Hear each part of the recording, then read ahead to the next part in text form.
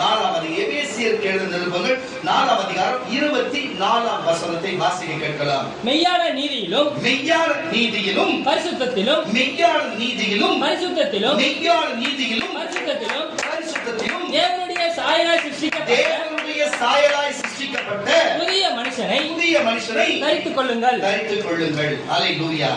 தேவனுடைய சாயலாக தரிக்கப்பட்ட புதிய மனுஷனை தரித்துக் கொள்ளுங்கள் என்று சொல்லுகிறாரு. எப்படி? அதுக்கு முன்னாடி என்ன வார்த்தை? மெய்யான நீதியிலும் மெய்யான நீதியிலும்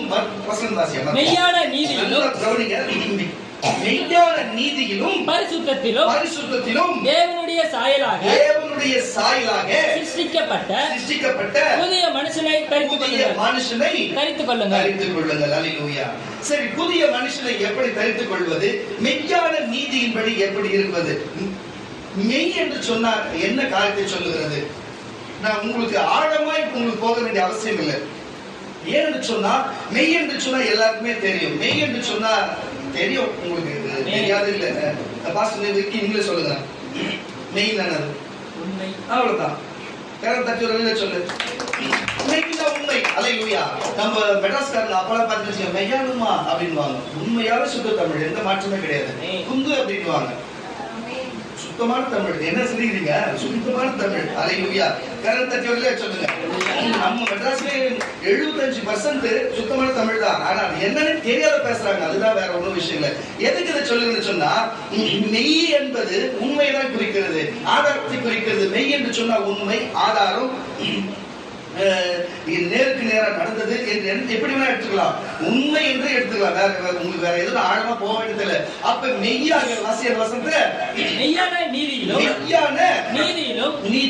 பரிசுத்தத்திலும் தேவனுடைய சாயலாக சிருஷ்டிக்கப்பட்ட புதிய மனுஷனை தரித்துக் கொள்ளுங்கள். இப்படி எப்படி இந்த புதிய மனுஷனை தரித்துக் கொள்வது? மெய்யான நீதி எப்படி நம்ம தரித்துக் கொள்வது? எப்படி புதிதான மனுஷனை தரித்துக் கொள்வது? மெய்யான நீதியை எப்படி நம்ம தரித்துக் கொள்வது என்று சொல்லி உங்களுக்கு எதனா புரிகிறதா? இதுல என்ன தெரிகிறதா என்று பார்ப்போம். நான் சொல்லுகிறேன் கர்த்தருடைய பிள்ளைகளே, மெய்யான நீதி என்று சொல்லி இந்த பூமியிலே எந்த மனுஷனாகியோ நான் பார்த்த வரைக்கும் சொல்லுகிறேன், நான் உண்மையைத்தான் பேசுவேன் என்று யாராகியும் சொல்ல முடியுமா?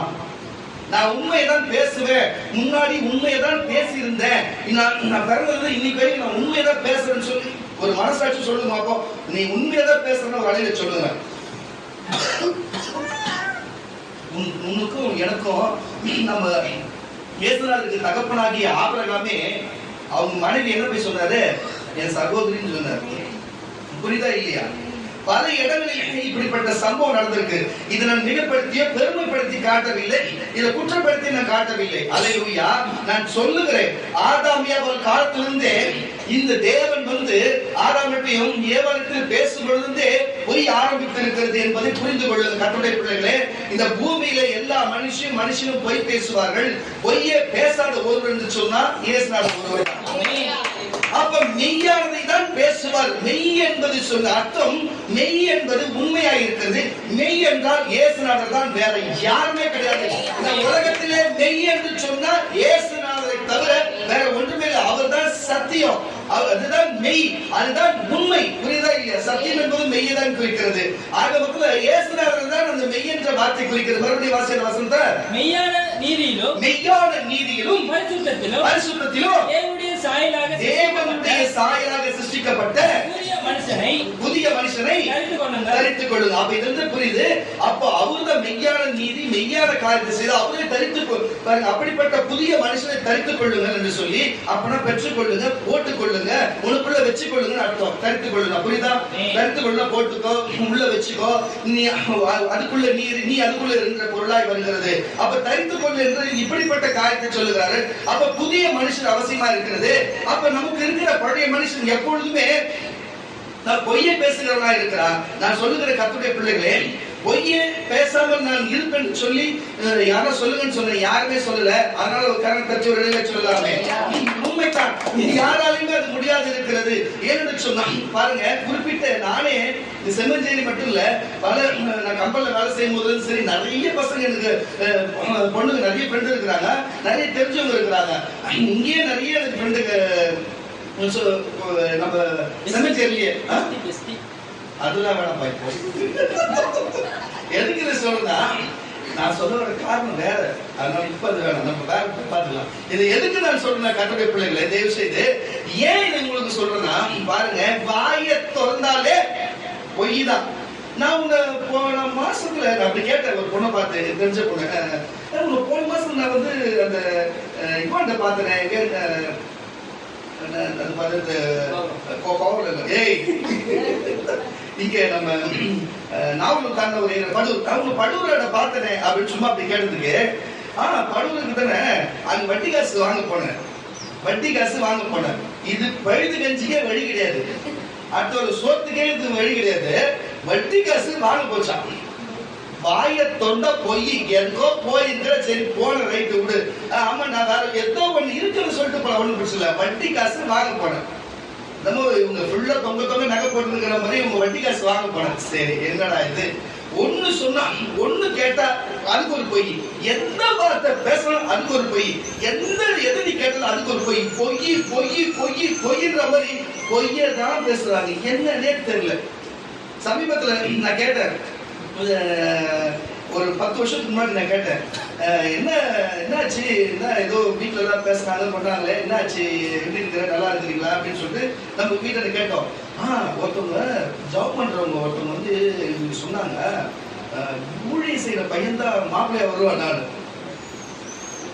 சொன்னாங்க, ஜாப் பண்றவங்க சொன்னாங்க அப்படின்னு சொல்லிட்டு. உங்களுக்கு புரியுதா இல்லையா விஷயம்? ஒரு பொய்யே, எவ்வளவு வேற எவ்வளவு கல்யாணம் பண்ண போயிருக்கிறான், ஊழியத்துக்கு அவனுக்கு சம்மந்தமே கிடையாது. இது எதுக்கு சொல்றோம், வாயை தந்தா பொய். இப்படிதான், இதனால பொண்ணுகளை நான் நம்பவே மாட்டேன், நான் நம்பவே மாட்டேன். இதுல நிறைய பேர் சொல்ல நான் நம்பவே மாட்டேன். ஏன்னா வாயை தந்தா பொய். சகோதரியை உங்களை நான் சொல்ல, நீங்க எதை தவற இடத்துக்கு போறீங்க, நான் பொதுவா இருக்கிறவங்க சொல்றேன், நம்பவே மாட்டேன். அதே மாதிரி அசல்ல சில பேர் நிறைய பேர் இருக்கிறாங்க. இது நம்ம ஏரியாலே வாயை திறந்தா பொய், வாயை திறந்தா பொய், வாயை திறந்தா பொய். ஒண்ணு கிடையாது. நான் ஒரு எடுத்துக்காட்டு சொல்றேன். ஒரு தம் அடிக்கிற பசங்க, சரக்கு ரொம்ப சாப்பிடுறவங்க பாத்தீங்கன்னு வச்சுங்களேன், அவங்க கிட்ட நீங்க எதனா ஒண்ணு பேசுங்களேன், அவங்க வேற ஒருத்தர் போய் வேற மாதிரி மாத்தி சொல்லுவாங்க. நம்ம ஒண்ணு பேசுவோம், அதை போய் சொல்றதுல வேற மாதிரி மாத்தி சொல்லுவாங்க. வாயை திறந்தா பொய் தான். அல்லேலூயா. எதுக்கு இதை சொல்லுகிறேன்னு சொன்னா, கர்த்தருக்கு கீழ்ப்படியாதவர்கள், கர்த்தருக்கு மேல் பயம் இல்லாதவர்கள், சபைக்கு வராதவர்கள், இப்படிப்பட்ட சகோதர சகோதரிகள் யாரா இருந்தாலும் 195 மடங்கு பொய்யை தான் பேசுவாங்கன்னு சொல்ல வரணும். பொய்யை தான் பேசுவாங்க. ஆனா பரவாயில்ல, அவங்க வெளியில இருக்கிறாங்க, பேசுறாங்க, தேவன் அதிகாரத்தில் இருக்கிறாங்க, பேசுறாங்க. ஆனா கிறிஸ்தவத்தில் இருந்து பொய்யை பேசினா இது நம்ம எங்க போய் முடியும்? இது இப்படி பொய்யை பேசினா என்னவா இருக்கும்? அல்லேலூயா. வாசியப்பான வசனத்தை, மெய்யான நீதியிலும் பரிசுத்தத்திலும் தேவனுடைய சாயலாக சிருஷ்டிக்கப்பட்ட புதிய மனுஷனை தரித்துக் கொள்ளுங்க. அப்படி இந்த புதிய மனுஷனை நீங்கள் தரித்துக் கொண்டிருந்தா நீங்கள் பொய் பேசுகிறது இல்லை. நீங்கள் இனிமே தரித்துக் கொள்வீர்கள் சொன்னா நீங்கள் பொய் பேசுவதில்லை, நீங்கள் மெய்யாய்தான் பேசுங்க. ஏன்னா மெய்யான நீதியை உடையவரும், வல்லமை உடையவரும், பலனுடையவரும், அவர் பரிசுத்தம் உடையவராய் இருக்கிறபடினாலே அவரை நம்ம தரித்துக் கொள்ளும் பொழுது, அல்லேலூயா, அவரை போல நம்மளும் மெய்யா இருப்போம், மெய்யா இருந்து பேசுவோம் என்று சொல்ல வருகிறேன். பாருங்க, புறஜாதி மக்களுக்கு, உலகத்தில் இருக்கிற பல்வேறு மக்களுக்கு நான் சொல்லுகிறேன், ஆண்டவராகிய இன்றைக்கு இயேசு கிறிஸ்து சொல்லப்படுகிற, முன்பு பழைய தேவனாகி கர்த்தர் சொல்லப்படுகிற அந்த தெய்வத்தை உண்மை உள்ள தெய்வம் என்று அதை அறிந்து, அதை உணர்ந்து ஆதாரத்தோடு சொன்னவர்கள் உண்டு. வாசிக்க கேட்கலாம். எரேமியா எழுதின தீர்க்கதரிசன புஸ்தகம், 10ஆம் அதிகாரம் 10ஆம் வசனத்தை வாசிக்க கேட்கலாம். எரேமியா எழுதின தீர்க்கதரிசன புஸ்தகம் 10ஆம் அதிகாரம் 10ஆம் வசனத்தை வாசிக்க கேட்கலாம். சீக்கிரம். கர்த்தரோ மெய்யான தெய்வம். என்னப்பா ஒரு கை தட்டணும் இல்ல? கவனிக்கிறீங்களா? வெளிமையான வராங்க போறாங்க, அவங்க மேல கவனிச்சுக்கிறீங்களா? இல்ல பொய் சொன்னதை நீங்க ஆமா நம்மளுக்கு கூட ஒரு 16 வயசுல இருந்து சொன்னாங்கன்னு நினைச்சுக்கிறீங்களா? கை தட்டுங்க, சொல்லுங்க. பழைய சிந்தனை வந்திருக்கும், அதெல்லாம் வேறன்றது வந்திருக்கணுமா? அல்லேலூயா. எதுக்கு இதை சொல்றோம்? வாசியாத வசனத்தை. கர்த்தரோ மெய்யான தெய்வம், அவர் ஜீவனுள்ள தேவன், நித்திய ராஜா. அவருடைய அதனாலே பூமியே அதிரும். அவருடைய உக்கிரத்தின் ஜாதிகள் சகிக்க மாட்டார்கள். பாருங்க, ஜனங்க சகிக்க மாட்டாங்க. இப்படிப்பட்ட தெய்வமா இருக்கிறாரு. அப்ப பூமியில உலகம் முழுவதிலுமே எத்தனையோ விதமான தேவர்கள் உண்டு, தேவன் உண்டு. ஆமாண்ணா, ஒரு அழிலே சொல்லுங்களேன். ஆனா எல்லாத்தையும் பார்க்கிலும் இந்த வார்த்தை யாருக்கு, உண்மையான தெய்வம் என்ற வார்த்தை யாருக்கு கொடுக்கப்பட்டிருக்கிறது? இயேசுநாதருக்கு. பாருங்க, தேவனாகி கர்த்தருக்கு உண்மையானது என்ன கம்மனே தெரியுங்க. ஊழி செய்யற பேர் உட்காந்துக்கிறீங்களே, உங்களுக்கு உணர்ந்தா இல்லையா? உங்களுக்கு பாருங்க, உண்மை உள்ள, பாருங்க, உண்மை உள்ள தேவன் என்று மறுபடியும் வாசி, அப்பதான் புரியும். மறுபடியும் வாசி. கர்த்தரோ மெய்யான தேவன். பாருங்க, கர்த்தரோ மெய்யான தேவன். கர்த்தரோ மெய்யான தேவன். அவர்தான் மெய்யான தேவன். அவர் ஜீவனுள்ள தேவன். பாருங்க, அவர் ஜீவனுள்ள தேவன். பாருங்க, அந்த இடத்துல எபேசியர்ல என்ன சொல்லப்பட்டிருக்கிறது? அவருடைய சாயலிலே, அவருடைய மெய்யான, அவருடைய நீதியான சாயலிலே புதிய மனுஷனை தரித்துக் கொள்ளுங்கள் என்று சொன்னாரு. அப்போ அவருடைய சாயல், அப்போ அவர் இந்த இடத்துல பாருங்க, இந்த இடத்துல பசங்க வாசி. கர்த்தரோ மெய்யான தெய்வம். அல்லேலூயா. அவரோ மெய்யான தெய்வம். அவர் ஜீவனுள்ள தேவன். ஜீவனுள்ள தேவன். கரங்களை தட்டி சொல்லுங்க. அவரே மெய்யான தேவன், அவரே ஜீவனுள்ளவராக இருக்கிறாரு. நான் சொல்லுகிற கர்த்தருடைய பிள்ளைகளே, பாருங்க, இந்த உலகத்துல இருக்கிறவங்க எல்லாம் மெய்யா இல்லாம பொய்யா இருக்கிறதுக்கு நிறைய காரியம் இருக்கிறது. பாருங்க, மெய்யுக்கும் பொய்க்கும் வித்தியாசம் இருக்கு. நல்லா பாருங்க, உலகத்தின் தேவன் என்று சொன்னா பாருங்க, பிரபஞ்சத்தையும் உலகத்துல அண்ட சராசரங்களையும் 7 லோகத்தையும் எல்லாத்தையும் ஆளுகிற ஒருவர் தான் தேவனா இருக்க முடியும். கரங்களை தட்டி வரல சொல்லுங்க. நம்மளை உண்டாக்கினவர் தான் தேவனா இருக்க முடியும். ஆளுநர் வரல சொல்லுங்க. அப்ப நான் சொல்லுகிற கர்த்தருடைய பிள்ளைகளே, அப்ப அப்படிப்பட்டது இருக்கும் பொழுது பாருங்க, சரீர சுகத்துக்கு ஒரு தெய்வத்தை தேடுகிறது. நல்ல கேட்டு, சரீர சுகத்துக்கு ஒரு தெய்வத்தை தேடுகிறது. அது மட்டும் இல்லாம பணமும் வேணும் என்று சொன்னா பணத்துக்கு ஒரு தெய்வத்தை தேடுகிறது. நமக்கு யாராவது வம்பெடுத்துனா சூனிய வைக்கிறதுக்கு ஒரு தெய்வத்தை தேடுகிறது. இப்படிப்பட்ட பொய்யான வாழ்க்கையை வாழ்கிறது எந்த மனுஷர்கள் வாழ்கிறார்கள்? நல்ல யோசனை பண்ணி பாருங்க. பாருங்க, இவர் மெய்யான நீதி உள்ளவராக இருக்கிறாரு. இவரே மெய்யான தேவனாவும் இருக்கிறாரு. அப்போ மனுஷர்கள் எப்படி இருக்கிறாங்க பாருங்க, ஒரு வயிற்று வலிக்கு, ஒரு உடம்பு வலிக்கு, ஒரு சரீர சுகத்துக்கு ஒரு தெய்வத்தை தேடி ஓடுகிறதுக்கு, சூனியத்துக்கு ஒரு தெய்வத்தை தேடி ஓடுகிறது, பண வரவுக்கு ஒரு தெய்வத்தை தேடி ஓடுகிறது. நான் சொல்லுகிறேன், இப்படிப்பட்ட காரியமாக இருக்கிறது. பாருங்க பாருங்க, உண்மையாகவே இந்த ஜோசியம், இந்த கிரகத்தை எல்லாத்தையும் கணிச்சு பார்க்கிறவங்க கூட, ஒரிஜினலாவே இருக்கிறவங்க கூட, அவங்களுடைய நிலைப்பாடு என்ன சொன்னா, நடக்கிறது நடந்துதான் தீரும். இப்போ ஒருத்தவங்களுக்கு இப்படி விபத்து வரப்போது வந்துதான் தீரும், மாற்றவே முடியாது. எந்த கிரகமும் மாற்றாதத, அதை மாற்றவும் முடியாது அப்படின்னு உண்மையா இருக்கிற, அதை படிச்சு தெளிவா பெற்றவர்கள் உண்மையா சொல்லுகிறாங்க, இந்த கிரகத்தை அமைப்பின்படி ஒரு விபத்து நடக்கும்னா நடந்துதான் தீரும். அதுல எந்த மாற்றமே வராது, மாற்ற முடியாது. எந்த பரிகாரம் செஞ்சாலும் அது நிவர்த்தி செய்யவும் முடியாதுன்றாங்க. உண்மையாவே அது உண்மையா இருக்கிறவங்க சொல்றாங்க. அப்போ அது நிவர்த்தி செய்யணும்னு சொல்லிட்டு வாங்குறவங்க ஏமாத்துறவங்க தானே. அப்ப அவங்க பொய்யாதானே இருக்கிறாங்க. அப்ப பொய்யாதான அந்த காரியத்துக்கு பொய்யாதானே இருக்கிறாங்க. நான் அதை செய்யறேன்னு சொல்லிட்டு மறுபடியும் அதை நடத்தா பொய்யாதானே இருக்கிறாங்க. உண்மையா அதை படிச்சு சொல்றவங்க மாற்ற முடியாதுன்றாங்க. ஆனா நான் சொல்லுகிறேன் கர்த்தருடைய பிள்ளைகளே, லாசரு 4 நாள் ஆச்சு செத்து, இயேசுநாதர் ஜீவனோடு எழுப்புகிறார். பாடை மேல் கை வைத்தவன் ஜீவன் கட்சி கட்ட செய்தார். அது போல ஞாயிறு விதவை எத்தனை எதிரின் மகள் எத்தனை பேரை கத்த ஜீவனோடு எழுப்பினதை நீங்கள் அறிந்திருக்கிறீங்க. பாருங்க, அப்போஸ்தலர் பவுல் எழுப்பியிருக்கிறார், பேதுரு எழுப்பியிருக்கிறார். அவர் நெல் பட்டு சுத்தமானவர்களாம் உண்டு. நான் சொல்லுகிறேன் கர்த்தருடைய பிள்ளைகளே, அதுக்குத்தான் உங்களுக்கு தலைப்பாடு அச்சிருக்கு உங்ககிட்ட சொல்றது என்னன்னா, எந்த கிரகநிலை இருக்கட்டும், எந்த சூழ்நிலை இருக்கட்டும், எந்த நேரம் சரியில்லாத இருக்கட்டும், உலகத்தில் சொல்லுகிற என்ன காரியம் இருக்கட்டும், அவர் மனுஷன் கிட்ட இத்தனை அல்பைசா இருக்கட்டும், இவங்களுக்கு இது சரியில்லை, அவங்களுக்கு கிரகநிலை சரியில்லை, இவங்களுக்கு இப்படி, அவங்களுக்கு என்ன வேணா சொல்லட்டும். அல்லேலூயா. ஒழுங்கா சபைக்கு வா, ஒழுங்கா வேதம் வாசி, ஒழுங்கா ஜெபி. இந்த 3 காரியத்தை நீ செய். நீ சொல்றதுதான் காலம், நீ சொல்றதுதான் நேரம். இன்னைக்கு நான் அப்படி போயிட்டு வரேன், இன்னைக்கு நான் பத்திரமா போயிட்டு வரணும், இன்னைக்கு என் குடும்பத்து ஜனங்க இப்படி போகணும், அவங்க பத்திரமா போயிட்டு வரணும். நீ ஜெபம் பண்ணு. அல்லேலூயா. அங்க சந்தோஷமா கூட இருக்கட்டும், அன்னைக்கு பிரச்சனை வர நாளா கூட இருக்கட்டும், நீ ஜெபம் பண்ண, அது மாறி இருக்கும், அது மாறி இருக்கும். உங்களுக்கு நான் சொல்றேன் பாருங்க, எத்தனையோ நாள் கம்பெனி ஒரு 5 நாள் 4 நாள் சேர்த்து லீவ் போட்டுருவோம். சில நேரத்தில் வேலை இல்லாத டென்ஷன் லீவ் போட்டுன்னு வச்சுங்களேன், எங்க சித்தி சொல்லி நீங்க சந்தராஷ்டம்டா பாத்துக்கோ அப்படின்னு சொல்லி அனுப்புவாங்க. இங்க இருந்து தான் போவேன், அவங்களோட நம்பிக்கை. அதே மாதிரி பிரச்சனை வந்திருக்கு, நான் இல்லைன்னு சொல்லல. இதை எதுக்கு சொல்றேன்னா, அதே சந்தர்ஷம்னு சொல்லியிருந்தா கூட ஆண்டவரே சமாதானமா போனோம்னு சொல்லிட்டு நம்ம ஜெபம் பண்ண போனோம்னு வச்சுங்க, சமாதானம் போவேன். எத்தனையோ தடவை அந்த மாதிரி ஆயிருக்கு. ஹல்லேலூயா. எத்தனையோ தடவை அன்னைக்கு 10 நாள் லீவ் போட்டு போனா கேட்ல நிக்க வச்சு ரொம்ப டார்ச்சர் கொடுக்குற பிரச்சனை ஒரு நாளைக்கு 3 சொல்லி டென்ஷன் ஆயிடுவேன்.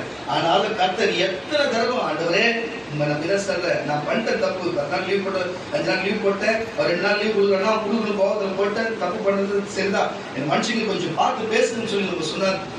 அதிகாரத்தை கண்கள் தயவு கிடைக்க கர்த்தர் செய்வார். ஹல்லேலூயா. இதை எதுக்கு சொல்றேன்னா, நம்ம தெய்வத்துக்கு பாருங்க, வாழ்ந்தாலும் தாழ்ந்தாலும் செத்தாலும் பரலோகத்துக்கு பரவேறினாலும் சரி, தேவன் ஒருவரே, அவரே மெய்யான தெய்வம், மெய்யான தெய்வம், மெய்யான தெய்வம், மெய்யான தெய்வம். அவர் வாழ்வுக்கும் அவர்தான், தாழ்வுக்கும் அவர்தான், உயர்த்துவதற்கும் அவர்தான், பாவ மன்னிப்புக்கும் அவர்தான், ரட்சகரும் அவர்தான், கண்காணியும் அவர்தான், எல்லாமே நமக்கு அவரே தான். அவர் ஒருவரே மெய்யான தேவனா இருக்கிறார். வானங்களையும் அது உள்ள அந்த சராசரங்களையும் பூமியும் அது உள்ளவைகளையும் சமுத்திரத்தில் உள்ளவைகளையும் எல்லாத்தையும் அடக்கி ஆள்கிற ஒருவரே கர்த்தர். ஹல்லேலூயா. அவர்தான் மெய்யானவர். எதுக்கு சொல்லுதுன்னா, அப்படிப்பட்ட சூழ்நிலை வந்தாலும், ஆனா அந்த சூழ்நிலை நான் ஜெபித்து விட்டு போவேன். சொல்றவங்க அவங்க நம்பிக்கையின்படி சொல்லுவாங்க, எனக்கு அவங்களுடைய நம்பிக்கை நான் பட்சப்படுத்தல. சரி, அவங்க நம்ம நடந்துதான் சொன்னாங்க கேட்டிருப்பேன். நான் போகும்போது ஜெபம் பண்ணிட்டு கர்த்தரை மாத்தி கர்த்தர் பெரிய மாற்றம். ஹல்லேலூயா. ஆனா அவங்களுடைய காரியத்தைப்படி அது நடந்துதான் தீரும். அது அப்படித்தான் நடந்த தீரும். ஆனா என் ஆண்டவர் காலத்தையும் மாற்றுவார். ஹல்லேலூயா. நேரத்தையும் மாற்ற முடியும். அவர் எல்லாத்தையும் செய்ய முடியும். ஹல்லேலூயா. ஏன்னா எல்லாத்தையும் உண்டாக்கினவர் அவர்தான். ஹல்லேலூயா. எல்லா மனுஷனை உண்டாக்கினவர் அவர்தான். அவரால என்ன வேணாலும் செய்ய வைக்க முடியும். செத்தவங்களை உயிரோடு எழுப்ப வைக்க முடியும், வியாதி இருந்தால் சுகப்படுத்த முடியும், பாவத்தில் இருந்தால் பாவத்தை மன்னித்து மீட்க முடியும். என்ன காரியத்தை கேட்டாலும் சரி, அவர் ஒருவரால் தான் செய்ய முடியும். பூமியில உயிர் கொடுக்க ஒரே ஒருவரால் தான் உண்டு, அது இயேசுநாதர் ஒருவர் தான். அதனால்தான் பாருங்க, மறுபடியும் வசந்த வாசி பாருங்க, வசனத்தை கர்த்தரோ மெய்யான தேவன், கர்த்தரோ மெய்யான தேவன், கர்த்தரோ மெய்யான தேவன். அப்போ இவரே மெய்யான தெய்வம், அவர் ஜீவனுள்ள தேவன், ஜீவனுள்ள தேவன், நித்திய ராஜா. அப்போ அவருக்கு உயிர் இருக்குதுன்னா செத்தவங்க உயிரோட எழுப்புவார்னா அவரே வாசிக்கிட்டது அவர் நித்திய ராஜா, அவர் எப்பவுமே ராஜா. அவருடைய கோபத்தினால் பூமி அதிரும், பூமிகள் அதிரும். அவருடைய உக்கிரத்தை ஜாதிகள் சகிக்க மாட்டார்கள். வானத்தையும் பூமியையும் உண்டாக்காத தெய்வங்கள், நல்ல கேட்டுங்க, உண்டாக்காத தெய்வங்கள் பூமியிலே வானத்தின் கீழும் இராதபடிக்கு, வானத்தின் கீழ் இராதபடிக்கு அழிந்து போகும் என்பதை அவர்களுக்கு சொல்லுங்கள். அவரே பூமியை தம்முடைய வல்லமையினால் உண்டாக்கி பூச்சக்கரத்தை ஞானத்தினால் படைத்து வானத்தை தம்முடைய அறிவினால் விரித்தார். அவர் சத்தம் இடுகையில் வானத்திலே திரளான தண்ணீர்கள் உண்டாயிற்று. பூமியை எப்படி படைத்தார் எப்படி என்று தெரியும். அப்போ பூமியை படைத்ததுக்கு 10 பேர் சேர்த்து செய்யல, ஒருத்தர் தான் செஞ்சிருக்கிறார். அவர் ஒருவரே மெய்யான தெய்வம். அதுதான் சொல்லுகிற எரேமியாவின் புத்தகத்துல எரேமியா சொல்லுகிற காரியம் சொன்னா, அவர் ஒருவரே மெய்யான தெய்வம் என்று சொல்லி. ஹல்லேலூயா. அப்போ ஏற்கனவே நம்ம எபேசியர்ல பார்த்தபடியே என்ன சொல்றாரு, மெய்யான நீதியை தரித்துக் கொண்டு பாருங்க, அந்த மனுஷனுடைய சாயலை தரித்துக் கொள்ளுங்க. அந்த வசனத்தை வச்சுங்க பாருங்க. மெய்யான நீதியிலும் மெய்யான நீதியிலும் பரிசுத்தத்திலும் தேவனுடைய சாயலாய் சிருஷ்டிக்கப்பட்ட புதிய மனுஷனை தரித்துக் கொள்ளுங்க. ஹல்லேலூயா. அப்போ தேவனால மெய்யை பேச முடியும், மெய்யாய் செய்ய முடியும். தேவனால் ஒரு இல்லாத ஒரு பொருளை உருவாக்க முடியும். புரியுதா இல்லையா? தேவனால் மெய்யான தெய்வத்தால் இல்லாத ஒரு பொருளை உருவாக்க முடியும். பொய்யான தெய்வத்தினாலே, பொய்யான தெய்வம் என்று சொல்லப்படுகிறதுனாலே ஒருத்தவங்க காரை ஒழிக்க முடியும், ஒருத்தவங்க கொல்ல முடியும், ஒருத்தவங்க இல்லாத ஆக்க முடியும். தவிர ஒருத்தவங்களை காரை சுகப்படுத்த முடியாது, ஒருத்தவங்க உயிரை கொடுக்க முடியாது. மெய்யான தெய்வம் தான் உயிரை கொடுக்க முடியும். காரணம் தட்டி வரல சொல்லுவாங்க. அதே வாசிக்கலாம். அதே எரேமியாவின் புஸ்தகம் 3ஆம் அதிகாரம் 23ஆம் வசனம். எரேமியாவின் புஸ்தகம் 3ஆம் அதிகாரம் 23ஆம் வசனத்தை கூட வாசிக்க கேட்கலாம்.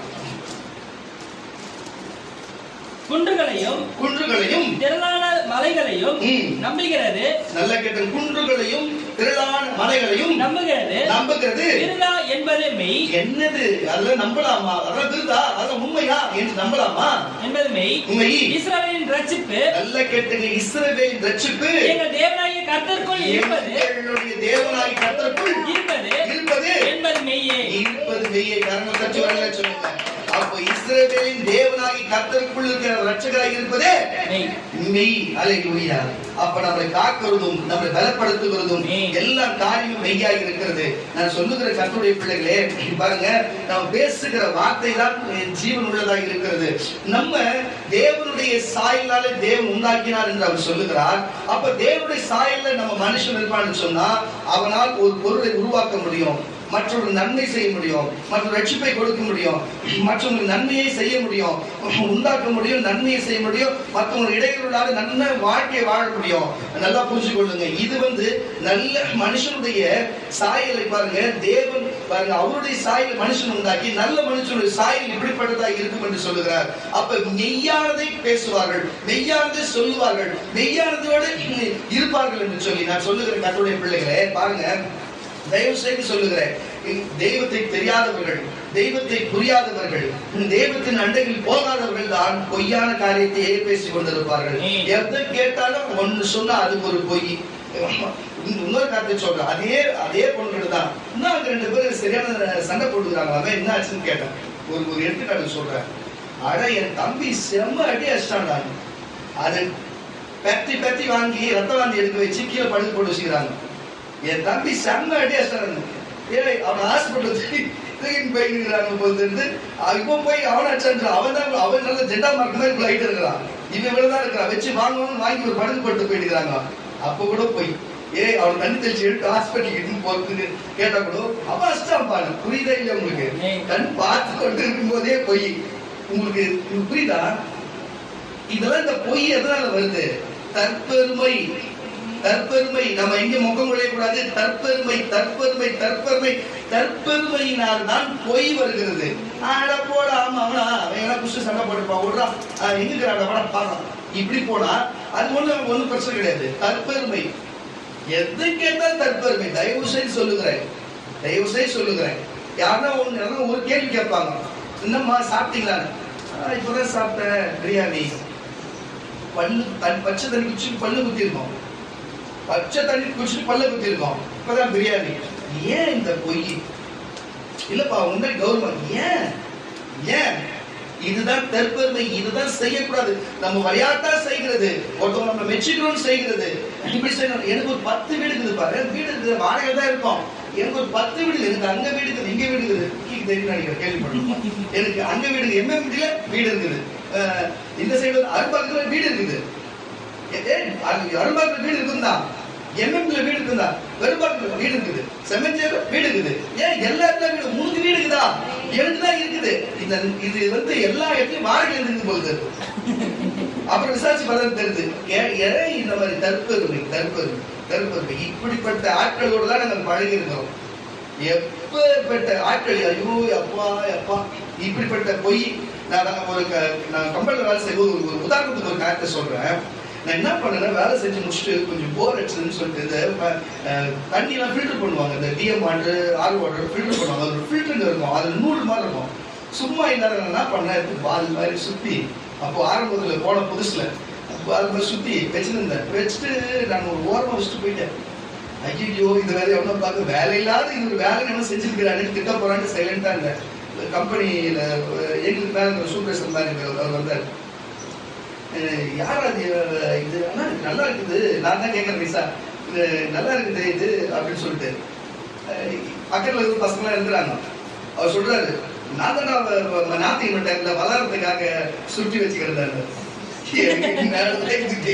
அப்ப இவ்வளவு நாளா இவன் பேசுனதெல்லாம் பொய்யா, நான் தான் சுற்றி வச்சுட்டு என்ன திட்ட போறான்னு நான் வச்சேன், இவன் என்கிட்டே சொல்றான்னு சொல்லிட்டு. அந்த மாதிரி கர்த்தருடைய பிள்ளைகளை நான் நிறைய பேர் பொய் சொல்றது கண்ணு நேரம் பார்த்துருக்கிறேன். அல்லேலூயா. என்னோடு பழகி எவ்வளவு பேர் திருந்திருக்கிறாங்க. திருந்திக்கிறாங்களா இல்லையா? வேற பப்ளிக் பண்ண தேவையில்லை நினைக்கிறேன். சரி, எதுக்கு சொல்றேன்னா, இந்த மாதிரி வாயத்தொண்டா போய் பேசுகிறவர்கள் எங்க இருந்து வருது? இது பிசாசுடைய சாயல் சொல்ல வர. நான் சொல்ல வருகிற காரியம் இதெல்லாம் பிசாசுடைய சாயலே. தற்பெருமை பண்ணுகிறது, இல்லாதவர்கள் இருக்கிறது போல காண்பிக்கிறது. பாருங்க, இருக்குதுன்னு தோணணும், எங்களால எல்லாம் செய்ய முடியும் தோணணும், எங்கிட்ட எல்லாமே இருக்குதுன்னு தோணணும். தேவனால் தான் எல்லாமே செய்ய முடியும். புரியுதா இல்லைங்களா? தேவனால் தான் எல்லாமே செய்ய முடியும். ஒரு பொருள் ஆக்க முடியும், அழிக்க முடியும், எல்லாத்தையும் செய்ய முடியும். பிசாசால் அழிக்க முடியுமே தவிர ஆக்கவே முடியாது என்பது. ஆனா பிசாசினால் நான் செய்வேன்றது மாதிரிதான். அப்ப இல்லாதவைகள் இருக்குது போல சொல்றது, இல்லாதவைகள் இருக்கிறவர்கள் அழைத்ததோட தேவனாகி கர்த்தரா இருக்கலாம். நல்லா புரிஞ்சுக்க. அதே மாதிரி பேசுகிற மனுஷனும் சரி, அதை நான் செய்வேன் சொல்லுகிறதும் சரி, இது பிசாசுக்குரிய காரியமாக இருக்கிறது தவிர இது தேவனுடைய காரியமா இல்ல. அப்படி நீங்க போகக்கூடாது என்பதனால தான் தன் சாயலாவே மனுஷன் உண்டாக்கினாரு. இன்றைக்கும் தன் சாயலுக்குள்ள அந்த ஆவியை கொடுத்து அப்படிப்பட்ட காரியத்தை செய்யும்படிக்கு தான் மெய்யாக இருக்கணும், எதுவுமே பொய்யா இருக்கணும், மெய்யாக இருக்க வேண்டும் என்று தேவன் விரும்புகிறாரு. உங்களை அப்படி சொல்ல, நான் இவன் மெய்யாக தான் இருக்க விரும்புறேன்னு சொன்னா கரணம் தச்சு ஒரு அழிய சொல்லுவேன். பாருங்க, தானியேலை குறித்து ஒரு காரியத்தை வாசிக்க கேட்கலாம். தானியேல் புஸ்தகம் 2ஆம் அதிகாரம் 47ஆம் வசனம். தானியேல் புஸ்தகம் 2ஆம் அதிகாரம் 47ஆம் வசனத்தை கூட வாசிக்க கேட்கலாம். சீக்கிரம் ராஜா பாருங்க, ராஜா நேபுகாத்நேச்சர் என்ன சொல்றாரு? வாசி. ராஜா தானியேலை நோக்கி, பாருங்க, அதுக்கு முன்னாடி வரையும் அவள் அர்த்தங்களும் அவள் பிரச்சனைகளும் சூழ்நிலையும் என்னென்னவா இருந்தது. ஆனா அது தெரிஞ்ச உடனே அந்த ராஜா என்ன சொல்றாரு? அப்பா, உன் தேவன் தான்ப்பா மெய்யான தெய்வம், உன் தேவன் தான்ப்பா மெய்யான தெய்வம்னு சொல்லி தன் ராஜாவை படபடப்பாகி அது ஒப்புக்கொள்ளுகிறார். வாசிகள் வசனத்தை. ராஜா தானியேலை நோக்கி, நீ இந்த மறைபொருளை வெளிப்படுத்தினபடினாலே, இந்த மறைபொருளை நீ வெளிப்படுத்தினபடினாலே மெய்யாய் என்னப்பா? மெய்யாய் உங்கள் தேவனே தேவர்களுக்கும் தேவன். நல்ல கேட்டு இப்ப புரிஞ்சிச்சா? அப்ப யாரும் வேற இங்க இருக்கிறாங்க, வேற யாரோ இருக்கிறாங்க. தேவருக்கு வந்துச்சுங்களா? தேவர்களுக்கெல்லாம் தேவனும் ராஜாக்களுக்கு ஆண்டவரும் மறைபொருள்களை வெளிப்படுத்துகிறவருமா இருக்கிறார். கரங்களை தட்டி ஒரு அல்லேலூயா சொல்லுங்க. அப்ப இப்பேற்பட்ட தெய்வம், தானியேலோடு இருந்த தெய்வம், மெய்யான தெய்வம் அவரே. பாருங்க, ராஜாக்கள்லாம் ஆண்டவராய் இருக்கிறாரு, ராஜாக்கள்லாம் பாருங்க தேவனாய் இருக்கிறாரு. பாருங்க, இப்படிப்பட்ட தெய்வத்தை நம்ம சொல்லுகிறோம். பாருங்க, தேவர்களுக்கெல்லாம் தேவன். அதான் சொல்ற, பிசாசுக்கு அவர் தான் தேவன், குட்டி சாத்தானுக்கு அவர் தான் தேவன். பாருங்க, எல்லா உலகத்தில் இருக்கிற எல்லா கண்ணுக்கு தெரிஞ்சது கண்ணுக்கு தெரியாத எல்லா காரியத்துக்குமே அவர் ஒருவரே தெய்வம். ஆனா இன்றைக்கு அதுகளுக்கும் தெரியும் இவர்தான் தெய்வம். ஒரு நாள் நம்ம சிறையை தள்ள போறாருன்னு தெரியும், ஒரு நாள் நம்ம நியாயம் திருப்பாருன்னு தெரியும். ஆனா நமக்கு தான் தெரியல, அதுங்களுக்கு எல்லாம் தெரியும். ஆனா அதுகளுக்கும் அவர் தான் தெய்வம், அதுகளுக்கும் பிழை போட்டுக்கிறோம், போஷிப்பு கொடுக்கிறதும் அவர் தான். காரணம் தச்சு வரல சொல்லுவோம். ஆனால் அதுகளால ஆக்க முடியாது, அழிக்க முடியும். ஆனா இவரை ஆக்க முடியும், உருவாக்க முடியும். தன் சாயலாக சிருஷ்டித்த மனுஷனுக்கு தன்னை போலவே எல்லா காரியத்தையும் செய்து கொடுக்கவும் முடியும், அவரால் செய்யவும் முடியும், செய்ய வைக்கவும் முடியும். காரணம் தச்சு வரல சொல்லுங்களேன். அல்லேலூயா. இயேசுநாதர் மெய்யாய் ஒரு மனுஷனுக்கு உயிரை கொடுத்து எழுப்பினது உண்டானால் அது அவர் மனுஷகுமாரன் தேவகுமாரன் செய்தார் இயல்பு. ஆனா அவரை நம்பின பேரவை கொண்டு செய்தாரு, அவரை நம்பின அப்போஸ்தலனை பவுலை கொண்டு செய்தாரு. அல்லேலூயா. கருணத்தை அழகா சொல்ல, நீ அவர் சாயலிலே இருப்பான்னு சொன்னா நாளைக்கு உன்னை கொண்டும் செய்வார். எந்த மாற்றமும் இல்லை. அவருக்கு பவுல் தான் பெரிய ஆளு, பேதுரு தான் பெரிய ஆள் இல்ல. இங்க இருக்கிற எல்லாருமே ஒண்ணுதான். நீங்க நடக்கிற பொறுத்து இருக்குது, நீங்க அவர்கிட்ட பழகிறத பொறுத்து, நீங்க அவர்கிட்ட உண்மை. அவர் எப்பொழுதுமே ஒரே மாதிரி தான் இருக்காரு. அவர் எல்லா மனுஷனும் ஒரே மாதிரி தான் இருப்பாரு. நம்ம அவர் மேல் வச்சுக்கிற நம்பிக்கையும் நம்ம அவர் மேல் இருக்கின்ற உண்மையும். ஆனா பாருங்க, மெய்யான காரியம் மெய் என்பதே இல்லாதனால அவர் எப்பொழுதுமே எல்லா மனுஷனுக்கும் ஒளிவு மறைவு இல்லாம மெய்யாயே பேசுகிறதாக. நம்ம ஒளிவு மறைவோடு பேசுகிற காரியத்தோடு இருக்கிற கர்த்தருடைய பிள்ளைகளே, தயவு செய்து சொல்லுகிறேன். அந்த நாளையே பாருங்க, அங்க இருக்கிற காரியத்தை குறித்து எவ்வளவு தெளிவான காரியத்தை எவ்வளவு தெளிவாய் அவர் சொல்லுகிறார். என்னவா? அல்லேலூயா. இவரே மெய்யான தேவன் என்று சொல்லி, தேவர்களுக்கெல்லாம் தேவர் என்று சொல்லி, ராஜாக்களுக்கெல்லாம் ஆண்டவர் என்று சொல்லி சொல்லத்தக்க அப்ப ஒரு உண்டு என்று சொன்னா, அப்ப இதிலிருந்து என்ன சொன்னா, இந்த மெய் என்று சேர்க்கிற எல்லாமே தேவனுக்குரியது மட்டும்தான். பொய் என்று கூறியது எல்லாமே பிசாசுக்குரியதா இருக்கிறது. அப்போ நீ தேவனுக்குரியவர்களா இருந்தா மெய்யதானே பேசுவேன், மெய்யாதானே இருக்கும். அல்லேலூயா. அப்படித்தானே இருக்கும். அப்ப கரணம் தட்டி ஒரு சொல்லுவோம். யோவான் எழுதின சுவிசேஷம் யோவான் 1 யோவான் வாசிப்போம். 1 யோவான் 5ஆம் அதிகாரம் 20ஆம் வசனம். 1 யோவான் 5ஆம் அதிகாரம் 20ஆம் வசனம். சீக்கிரம்.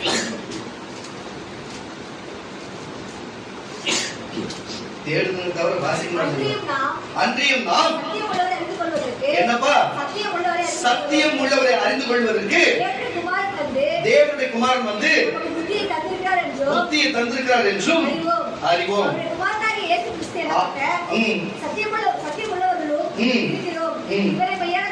என்னப்பா என்னப்பா அப்ப அவர் தெய்வம். அப்ப தெய்வம்னு பல தேவர்களும் தேவன் இருந்தா கூட பரவாயில்ல எதிர்த்து போட்டோம். ஆனா என்ன இவரே மெய்யான தெய்வம். வாசி கரெக்டா பயப்படாத வாசி. ஹல்லேலூயா. கரங்களை தட்டி ஒரு அலையில சொல்லுவோமாக. கரங்களை தட்டி ஒரு அலையில சொல்லுவோமாக. அப்போ பழைய ஏற்பாடுல இதுவரைக்கும் பழைய ஏற்பாடுல பார்த்தோம். ஆனா நம்ம மறுபடியும் இயேசுவை காண்பிக்கணும்ல. நம்ம இயேசுவுக்கு தேவனாகி கர்த்தர் யெகோவா தெய்வத்தை காண்பிச்சோம் வாஸ்தவம் தான். ஆனா இயேசுவை காண்பிக்கணும். வாசிக்க கேட்கிற வாசியா. அன்றியும் நாம் சத்தியம் உள்ளவரை அறிந்து கொள்ள சத்தியம். அப்ப மெய்யின சத்தியம் ஒரு பொருள் சொல்லி நாமதா உண்மை மெய் சத்தியம் இதெல்லாம் ஒருவதா இயேசுவா. அன்றியும் சத்தியத்தை அறிந்து கொள்வதற்கு தேவனுடைய குமாரன் வந்து நமக்கு புத்திமதியை தந்தருள்வார் என்றும் அறிவோம். அவருடைய குமாரனாகிய கிறிஸ்து இயேசு எனப்பட்ட சத்தியம் உள்ளவர்களுக்குள்ளே இருக்கிறோம். இவரே மெய்யான தேவனும்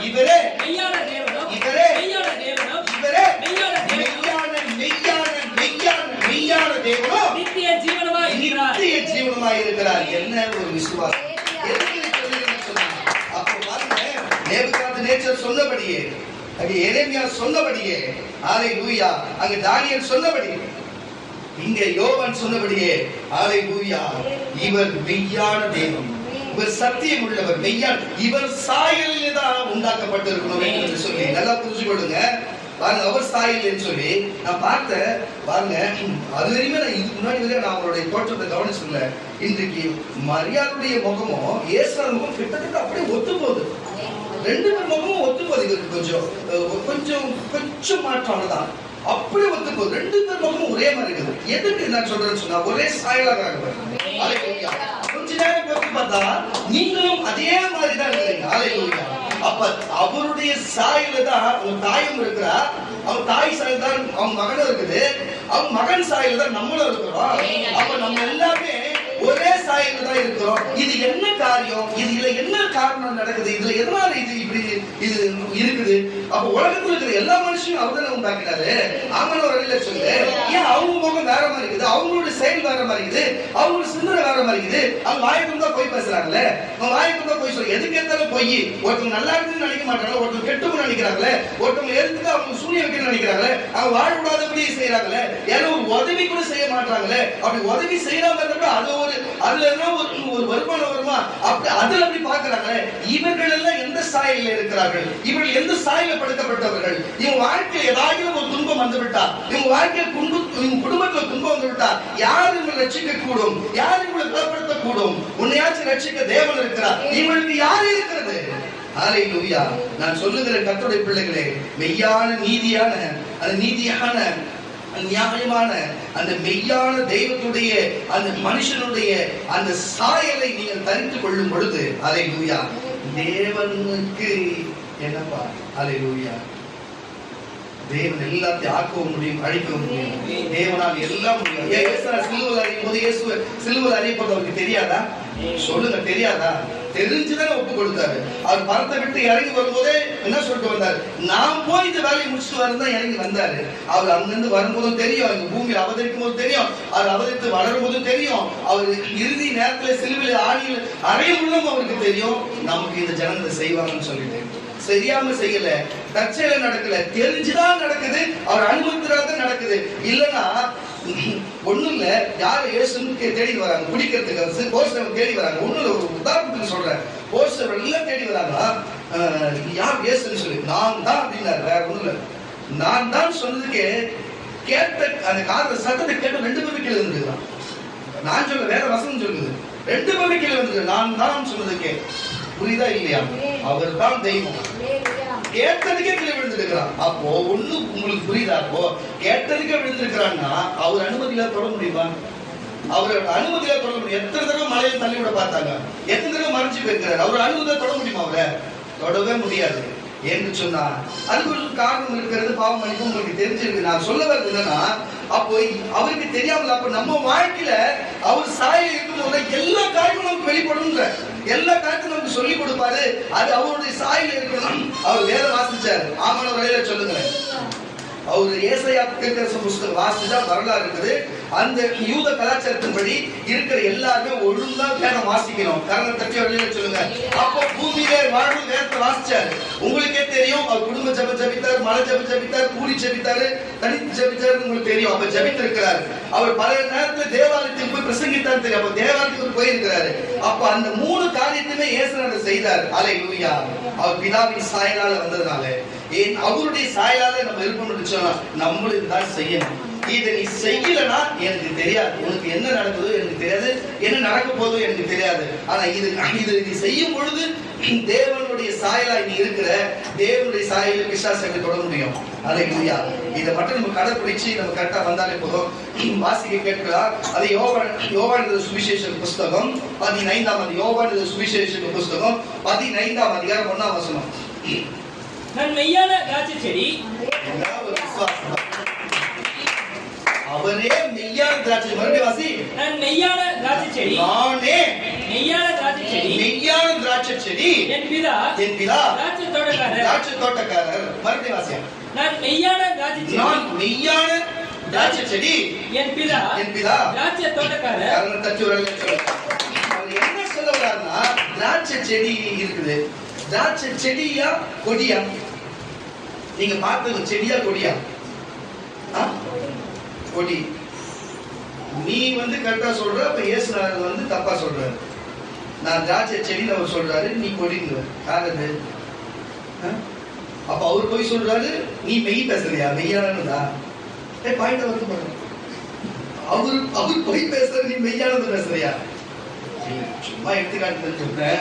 எதுக்கு சொல்றேன்னா, ஒரு குறிப்பிட்ட பேர்ல தண்டு வரைக்கும் வந்தா செடி மாதிரி இருக்கும். புரியுதா? தண்டுக்கு மேல அது நீ ஸ்ட்ராங் இல்லாம தான் பல வழக்குல அது கொடி. புரியுதா இல்லையா? அப்ப கிளைக்கலையா கப்பும் கிளையுமா களை நின்று தனியா நின்றுனா அது செடி. புரியுதா? அது வளவள கீழே விடுதுன்னா அது பேரு கொடி. வேற ஒண்ணும் இல்ல. செடியும் அவர் தான், கொடி நீதான். அல்லேலூயா.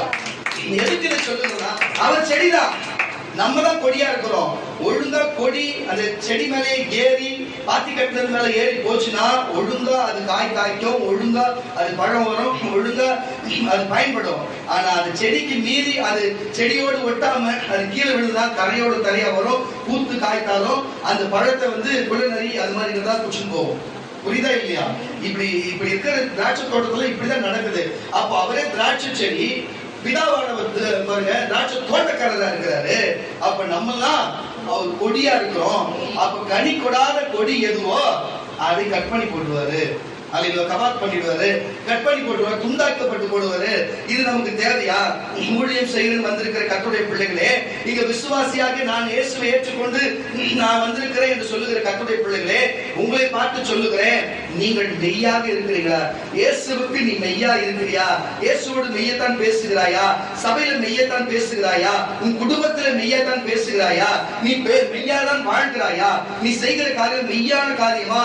நீ செய்கிறது உண்மையான காரியமா? தயவு செய்து புரிஞ்சு கொள்ளும் கர்த்தருடைய பிள்ளைகளே, நீ மெய்யான தெய்வத்தை ஆராதித்து கொண்டு வருகிற, மெய்யான தெய்வத்தை நீ தொழுது கொள்ளுகிற, மெய்யான தெய்வத்தோடு நீ பற்றி கொண்டு வந்திருக்கிற, தயவு செய்து சொல்லுகிற, பொய்யான காரியங்களை விட்டுவிடு, மாயான காரியங்களை விட்டுவிடு, பொய்யான காரியத்தை விட்டுவிடு, தேவையில்லாத காரியத்தை விட்டுவிடு, மெய்யான தெய்வத்தை பற்றிக்கோ, ஒழுங்கா வாழு.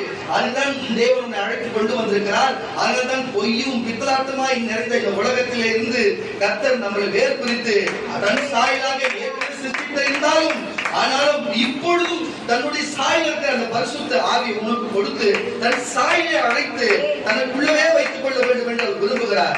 அதுக்கு நீ இடம் கொடுப்பான்னு சொன்னா நீ மெய்யாய் இருக்கணும்.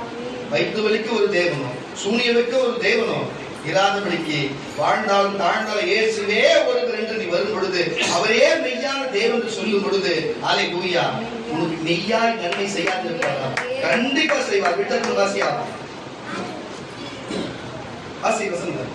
நான் உங்களுக்கு சொன்னேன் உபதேசத்தினாலே, நல்ல இவ்வளவு நேரமா நான் உங்களுக்கு சொன்ன உபதேசத்தினாலே நீங்கள் இப்பொழுது சுத்தமா இருக்கிறீர்கள். என்னப்பா சுத்தமா இருக்கிறீர்கள். அப்போ மனசுல இருக்கிற எல்லா காரியத்தை விட்டு நீங்க சுத்தமா இருக்கிறீங்க. என்னில் நிலைத்திருங்கள். நீங்கள் என்னில் நிலைத்திருங்க, நானும் உங்களில் நிலைத்திருப்பேன். அதுதான் சொல்றாரு. முதல் நீ தேவனுக்கு நிலைத்திரு, அவரை ஒண்டி தேடு, அவர் மெய்யாய் தேடு, அப்பொழுது நான் உங்களில் நிலைத்திருப்பேன். வாசி முடியல வேற என்ன வாசிப்போம். கொடியானது திராட்சை செடியில் நிலைத்திராவிட்டால், கொடி வந்துச்சேங்க.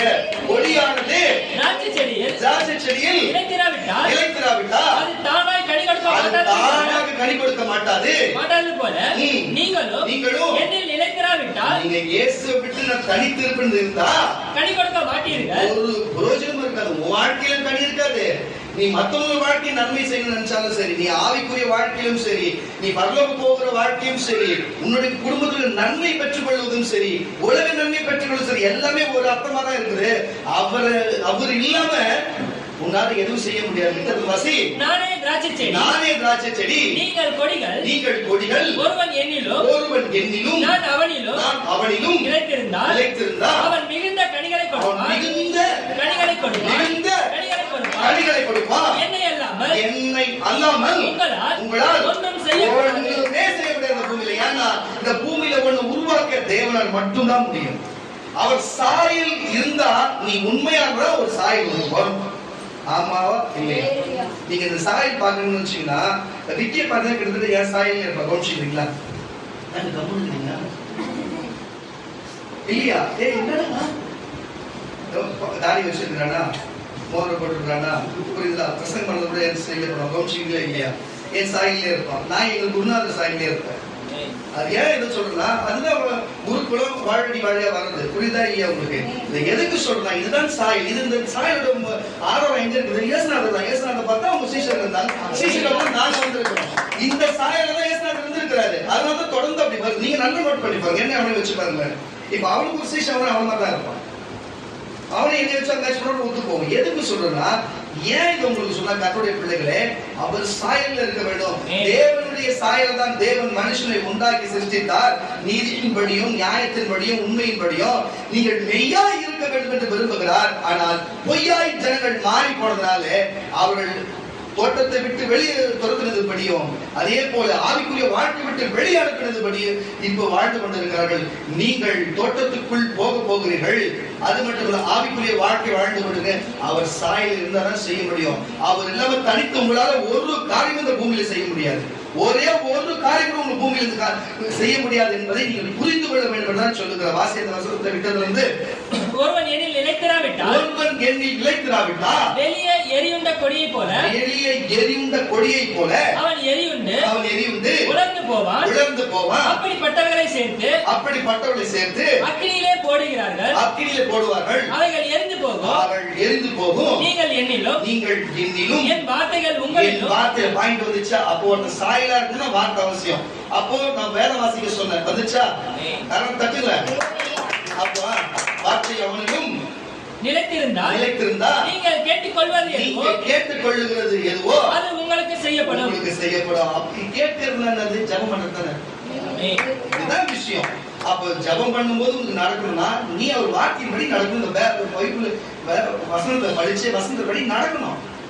அப்புறம் நீ கேட்டுக்கொள்ளுறதும் உங்களுக்கு செய்யப்படும். இதுதான் அவர் சாயல் இருந்தது. அவரு அப்படிதான் பிதாவோட சாயல் இருந்தாரு. அவர் சாயல் சீஷர் இருந்தாங்க. புரியுதா இல்லையா கர்த்தருடைய பிள்ளைகள்? இதுதான் விஷயம். காரணம் தச்சுவல சொல்லுங்க. ஒழுங்கா சபைக்கு வரணும், ஒழுங்கா பைபிளை வாசிக்கணும், ஒழுங்கா ஜெபிக்கணும். புரியுதா? இந்த காரியத்தை செய்யணும். இப்பதான் நீ அவர் சாயல் இருக்க. சரி, இன்னும் இப்ப நம்ம இன்னைக்கு திருவது தானே சம்பந்தமே அதை பேசுங்கிற மாதிரி இல்ல. ஆமா, நான் சொல்லுங்க. அவ்வளவு உஷாரா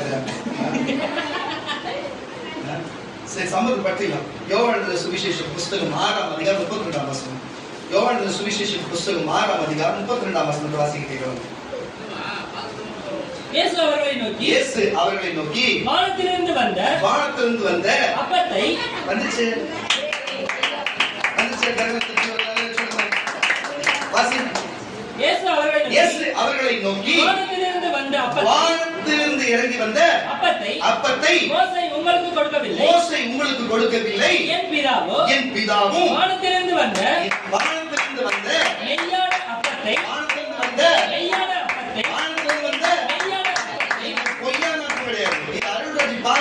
செஞ்சது இன்னைக்கு நினைச்சுக்கலாம். அல்லேலூயா. இதுக்குள்ள இருக்கிறது மெய்யான அப்பத்தை உங்களுக்கு கொடுக்கிறார் என்று, உங்களுக்கு வந்திருக்கிற உங்களுக்கு கொடுக்கிறார் என்று மெய்யாகவே உங்களுக்கு சொல்லுகிறேன். அல்லேலூயா. புரிஞ்சுச்சா? அப்போ நீங்க ஒண்ணு அவர் வசனத்தோடும் கேட்டு நம்ம நடக்கிற பிள்ளையா இருக்கணும், ஒழுங்கா ஜெபிக்கிற பிள்ளையா இருக்கணும், சபைக்கு வருகிற பிள்ளையா இருக்கணும். சபைக்கு வந்து நடக்கும் இந்த திருவிருந்த ஆரம்பம் இருக்கும். இப்ப இந்த ரத்தத்தை புசிக்கும் பொழுது அவர் உனக்குள்ளே கலக்கிறாரு, இந்த அப்பத்தை புசிக்கும் போது உனக்குள்ளே கலக்கிறாரு. அவர் சாயல் உனக்கு வந்து விடுகிறது. சாயலை விட்டு விலகி இருக்கிறவள் இப்போ சபைக்குள்ள வந்து மன்னிப்பு கேட்டு உள்ள வந்து நிவந்தோம். இதை புசிக்கும் பொழுது அந்த சாயல் வந்து விடும். அல்லேலூயா. ஆமானவர்களே சொல்லுங்களேன். ஒரு எய்ட்ஸ் வியாதிக்காரனுடைய ரத்தத்தை எடுத்து ஒரு நல்லா இருக்கிறவனுக்கு அதை இன்ஜெக்ட் பண்ண அவங்க எய்ட்ஸ் வரும்னா ஒரு அழகை சொல்லுவாங்க. என்ன கம்மியா இருக்குது வரங்க, ரத்தம் பட்டாலே வரும். புரியுதா இல்லையா? ஒரு கிருமிக்கு ஒரு கொரோனா வியாதிக்காரன் கிட்ட போய் அச்சின் மூஞ்சி நேரம் தும்புனா, தும்புறவனுக்கு கொரோனா தும்புறதை பார்த்து பக்கத்துல பித்தவாங்க வந்து நின்று வரும்னா ஒரு அழகை சொல்லுவாங்க. அப்போ தும்பனாவே வருதுன்னா அவர் ரத்தத்தை நம்ம புசிச்சா, அவர் சரீரத்தை நம்ம புசிச்சா அவருடைய நியாயம் நமக்கு வருமா? அவர் உண்மை நமக்கு வருமா? அவர் வல்லமை நமக்கு வருமா? அவர் நீதி நமக்கு வருமா? வரும். சொல்லு, கண்டிப்பா வரும், கண்டிப்பா வரும். அப்ப நான் சொல்லுகிறேன் கர்த்தருடைய பிள்ளைகளே, நீங்கள் ஒழுங்கா வேதத்தை தியானிங்க, ஒழுங்கா ஜெபிங்க, ஒழுங்கா சபைக்கு வாங்க. அப்போ ஒழுங்கா இனிமே சகோதரனோடு பேசும்போது, சகோதரியோடு பேசும்போது தயவு செய்து பொய்களை நிறுத்திவிட்டு இல்லதை இல்லதென்று உள்ளதென்று பேசுங்க, தெளிவாய் பேசுங்க. நீங்கள் கர்த்தருடைய பிள்ளைங்க, நீங்க இனிமே திருவிருந்து எடுக்கிற பிள்ளைங்க, நீங்க புசிக்க போற பிள்ளைங்க, நீங்க தேவன் சாயல இருக்கிற பிள்ளைங்க, தேவன் உறவுல இருக்கிற பிள்ளைங்க. தேவன் செடியா இருக்கிறார், திராட்சை செடியா. நீங்க அவருக்கு உள்ளிருந்து பறந்து வந்த நீங்கள் கொடியா இருக்கிறீர்கள். ஆனா அவர் இல்லைன்னா உங்களால கனி கொடுக்கவே முடியாது. அவர் இல்லாம நீங்களால எதுவுமே செய்ய முடியாது. அப்படின்றதுக்கு அர்த்தம் என்னன்னா, இந்த திருவிருந்து உனக்குள்ள இல்லைன்னா, இதுக்குள்ள இந்த ரத்தமும் சருமும் உனக்குள்ள போனா அவர் உனக்குள்ள இருக்கிறான்னு அர்த்தம். இது இல்லைன்னா உன்னால ஒண்ணும் செய்ய முடியாது. இதுதான் யூரியா, இதுதான் பொட்டாசியம், இதுதான் பாத்தீங்கன்னா எருவு. இது உள்ள செடிக்குள்ள போனதா அது மிகுந்த பலனை கொடுக்கும், நல்லா வளரும். அது போலதான் இதுதான் சாரம், இதுதான் சத்து, இதுதான் பலனு. இதுக்குள்ள நமக்குள்ள போனதா நம்ம விருத்தி அடைவோம், பூ பூவோம், காய் காய்ப்போம், கனி கொடுப்போம் என்ற அர்த்தம் தான் நமக்கு புரியுற மாதிரி அவர் சொல்லுகிறார். கர்த்தருடைய பிள்ளைகளே, அவர் பிதாவான தோட்டக்காரரு, இவர் திராட்சை, நானே மெய்யான திராட்சை செடி, நீங்கள் கொடியா இருக்கு, என்ன எல்லாம் உங்களால் எதுவுமே செய்ய முடியாது என்று சொல்லுகிறார். அப்போ உண்மையாவே செய்ய முடியாதுதான். இது நம்ம ரத்தத்தையும் அவருடைய அப்பத்தையும் பானம் பண்ணும் பொழுது நம்மளால எல்லாமே செய்ய முடியும். அவர் நாமத்தினால எல்லாமே செய்ய முடியும். அவருடைய கிருபையினாலே எல்லாமே செய்ய முடியும். அவர் சித்தத்தினால இந்த காரியம் எல்லாம் செய்ய முடியும். அவருடைய சரித்திரம் போஷிக்கும் பொழுதும் ரத்தத்தை பானம் பண்ணுவதும் வாசிக்க கேட்கல. அதே 6ஆம் அதிகாரம், யோவான் சுவிசேஷ புத்தகம் 6ஆம் அதிகாரம் 55 கொஞ்சம் தொடர்ந்து வாசியா. 55 என் மாம்சம், நல்லா கேட்டுங்க, என் மாம்சம் மெய்யான போஜனமாய் இருக்கிறது. என் மாம்சம் மெய்யான போஜனமாய், என் மாம்சம் மெய்யான போஜனமாய், மெய்யான. அப்போ நெய்யினாலே இயேசுதாயா, நெய்யினாலே இயேசுதா, சத்தியம்னாலே இயேசுதா, உண்மைனாலே இயேசுதா. எந்த மாற்றமே கிடையாது. இது வரைக்கும் எல்லா மெய்யின்ற வார்த்தைக்கு அவர்தான் பொருளா இருக்கிறார். நானே திராட்சை செடி, நானே மெய்யான திராட்சை செடி, நானே மெய்யான திராட்சை, நானே மெய்யான அப்பம், எல்லாமே அவர்தான். நானே மெய்யான தெய்வம். புரிஞ்சுதா இல்லையா? அங்க மெய்யான தெய்வமா இருக்கிறாரு. அதுக்கப்புறம் தானியேல் நானே மெய்யான தெய்வம்ன்றாரு. தொடர்ந்து அவரே மெய்யான தெய்வம் தான். அல்லேலூயா. அவரும் நானே திராட்சை செடி, நானே அப்பம், நானே திராட்சை ரசம், எல்லாமே அவர்தான். விட்டது வாசி. என் மாம்சம், என்னுடைய மாம்சம் மெய்யான போஜனமாய், மெய்யான போஜனமாய் இருக்கிறது. என் ரத்தம் மெய்யான பானமாய் இருக்கிறது. என் ரத்தம் மெய்யான பானமாய் இருக்கிறது. என் மாம்சத்தை புசித்து என் ரத்தத்தை பானம் பண்ணுகிறவன் என்னில் நிலைத்திருக்கிறான். இப்ப புரிஞ்சிச்சா? அப்ப நான் சொன்னல நிலைத்திருக்கிறதுன்னு சொல்லி சொன்னேன். இது நான் திராட்சை செடி கொடியானது புரியுதா உங்களுக்கு? அப்போ இந்த சரீரத்தை சாப்பிடும் போது தான் இயேசு கிட்ட நிலைத்திருக்கிறான். புரியுதா?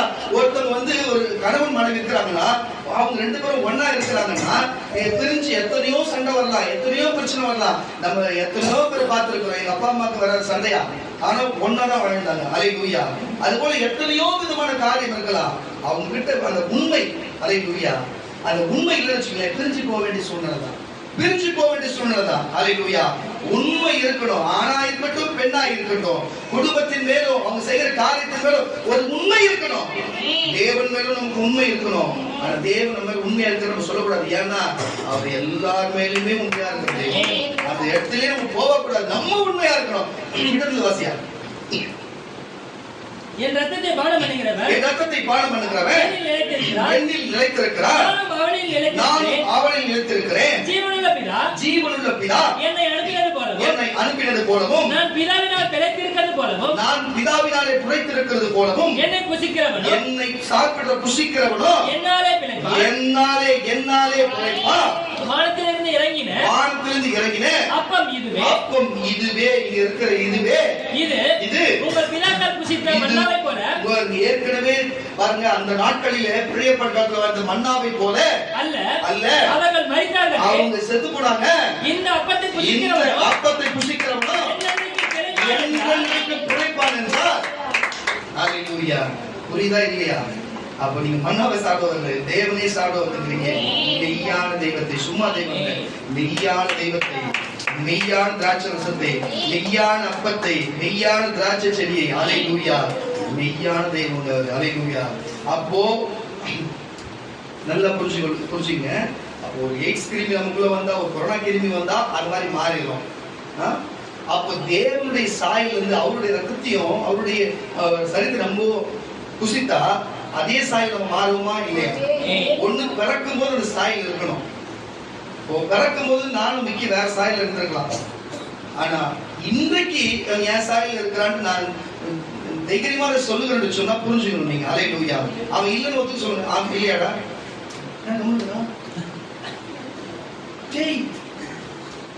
தலையில முடிய பாக்குறியா? உனக்கு அது மாதிரி ஆகக்கூடாது. எவ்வளவு கஷ்டப்பட்டு உனக்கு அழகா தெரியாத மாதிரி மறைச்சு வெட்டிட்டு இருக்கிறேன்.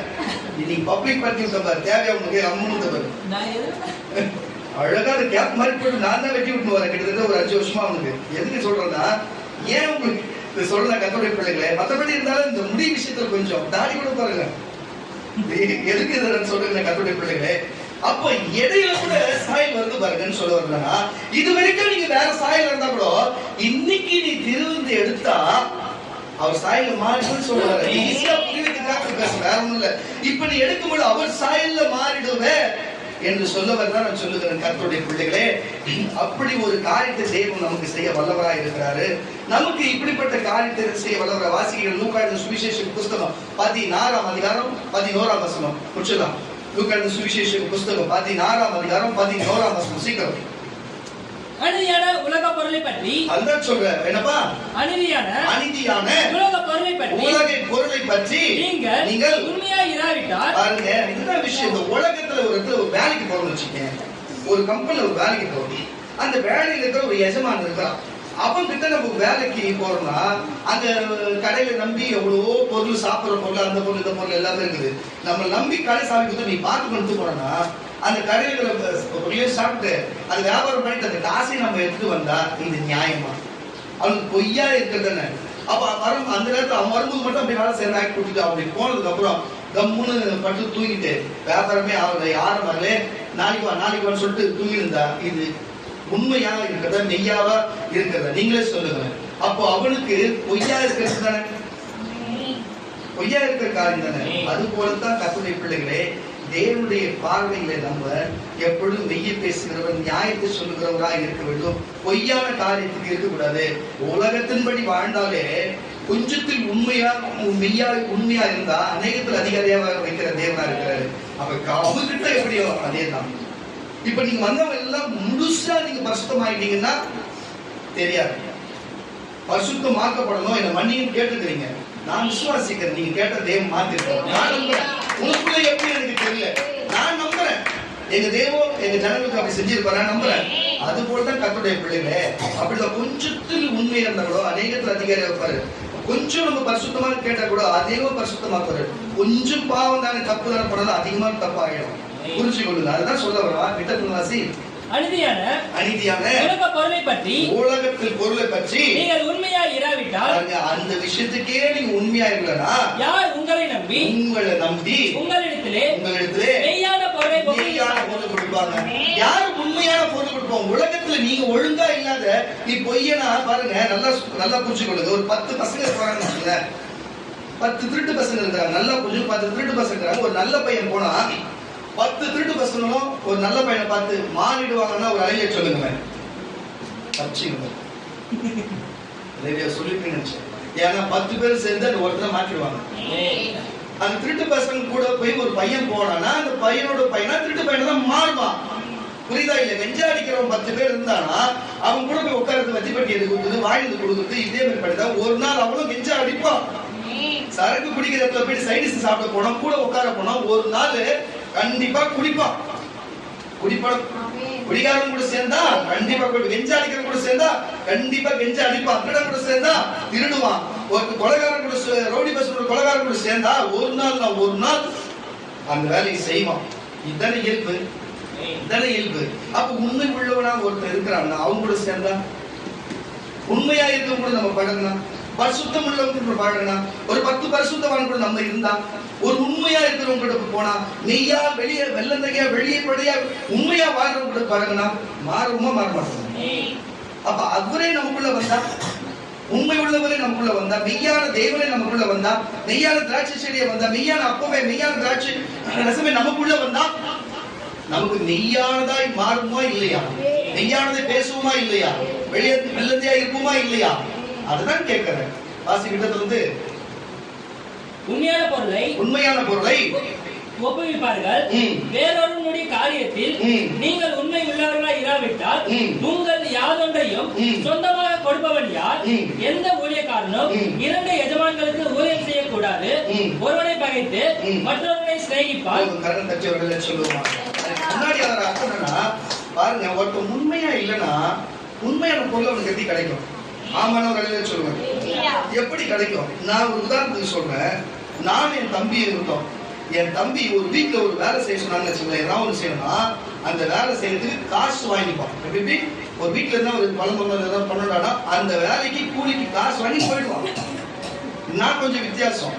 நான் அந்த ஊர்ல இருக்கிற எங்க செடி கிடந்தாலும் யாரா வெட்டி போட்டாங்கன்னா செடி எடுத்து வருவேன். வெட்டி போட்டாங்கன்னா எடுத்துன்னு வருவேன். எங்க இருந்த செடி எடுத்து வீட்டுல இருந்து வைப்பேன். அதுக்கு தண்ணி எடுத்து ஊற்றுவேன். அதுக்கு வேலி வெட்டின்னு வந்து வேலி போடுவேன். பொன்மார்கள் சொல்ல அதுக்கு என்னென்ன செய்யணுமோ எல்லா வேலையும் செய்வேன். வீட்டுக்கு என்ன பொருள் வேணுமா, எங்க எதாவது கல் கிடைக்குதா, செங்கல் கிடைக்குது, எது கிடைக்குதோ நமக்கு சும்மா தராங்க, இது எடுத்து கூட இங்க வேண்டாம்னா எதுவுமே நான் வேணும்னு சொல்ல மாட்டேன். எடுத்து வீட்டுல சேர்த்து வைப்பேன். எல்லாத்தையும் எடுத்து வைப்பேன்.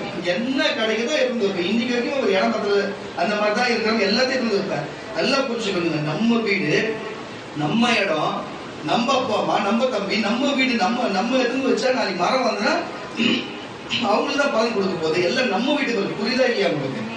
ஆனா அப்படி அவங்க ஒரு நாளும் ஒரு காரியமா செஞ்சுக்கலாம். அப்படி நான் ஒண்ணு செஞ்சா கூட செஞ்சதுக்கு கூலி கொடுத்து கேட்டு வாங்கி போயிடுவான் எங்க அப்பா கிட்ட.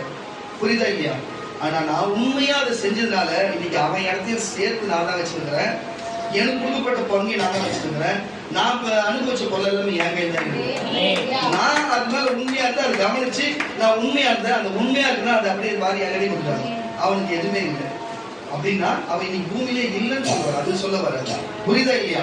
அது ஒரு ஆர்வத்தோடு என்ன வந்தா அது ஆர்வப்படுறான், சந்தோஷப்படுறான், அது மேல விருப்பப்படுறான்னா தேவனுக்கு கொடுத்துருப்பாரு. புரியுதா இல்லையா உங்களுக்கு? எங்கேயுமே அப்படிதான். எந்த வேலை செய்ய போனாலும் அது ஒரு உண்மை இருக்கணும். அது வந்து நியாயம் இருக்கணும். அது மெய்யான காரியமா இருக்கணும். அது இல்லாம நம்ம வந்து அலட்சியமா எது காரியத்தை செஞ்சாலும் சரி அது நிறைவே வராது. எப்பொழுது எந்த காரியம் போனாலும் படிச்சாலும் சரி, சபைக்கு வந்தாலும் ஊழியம் செய்யணும், ஊழியர்கிட்ட பேசணும், என்ன காரியம் குடும்பத்தில் இருந்தாலும் சரி நம்ம எல்லாத்துக்கும் ஒரு உண்மை இருக்கணும். மெய்யான காரியம் இருக்கணும். இல்லைன்னா நம்ம ஒண்ணுமே செய்ய முடியாது. நம்ம கிடைக்காது.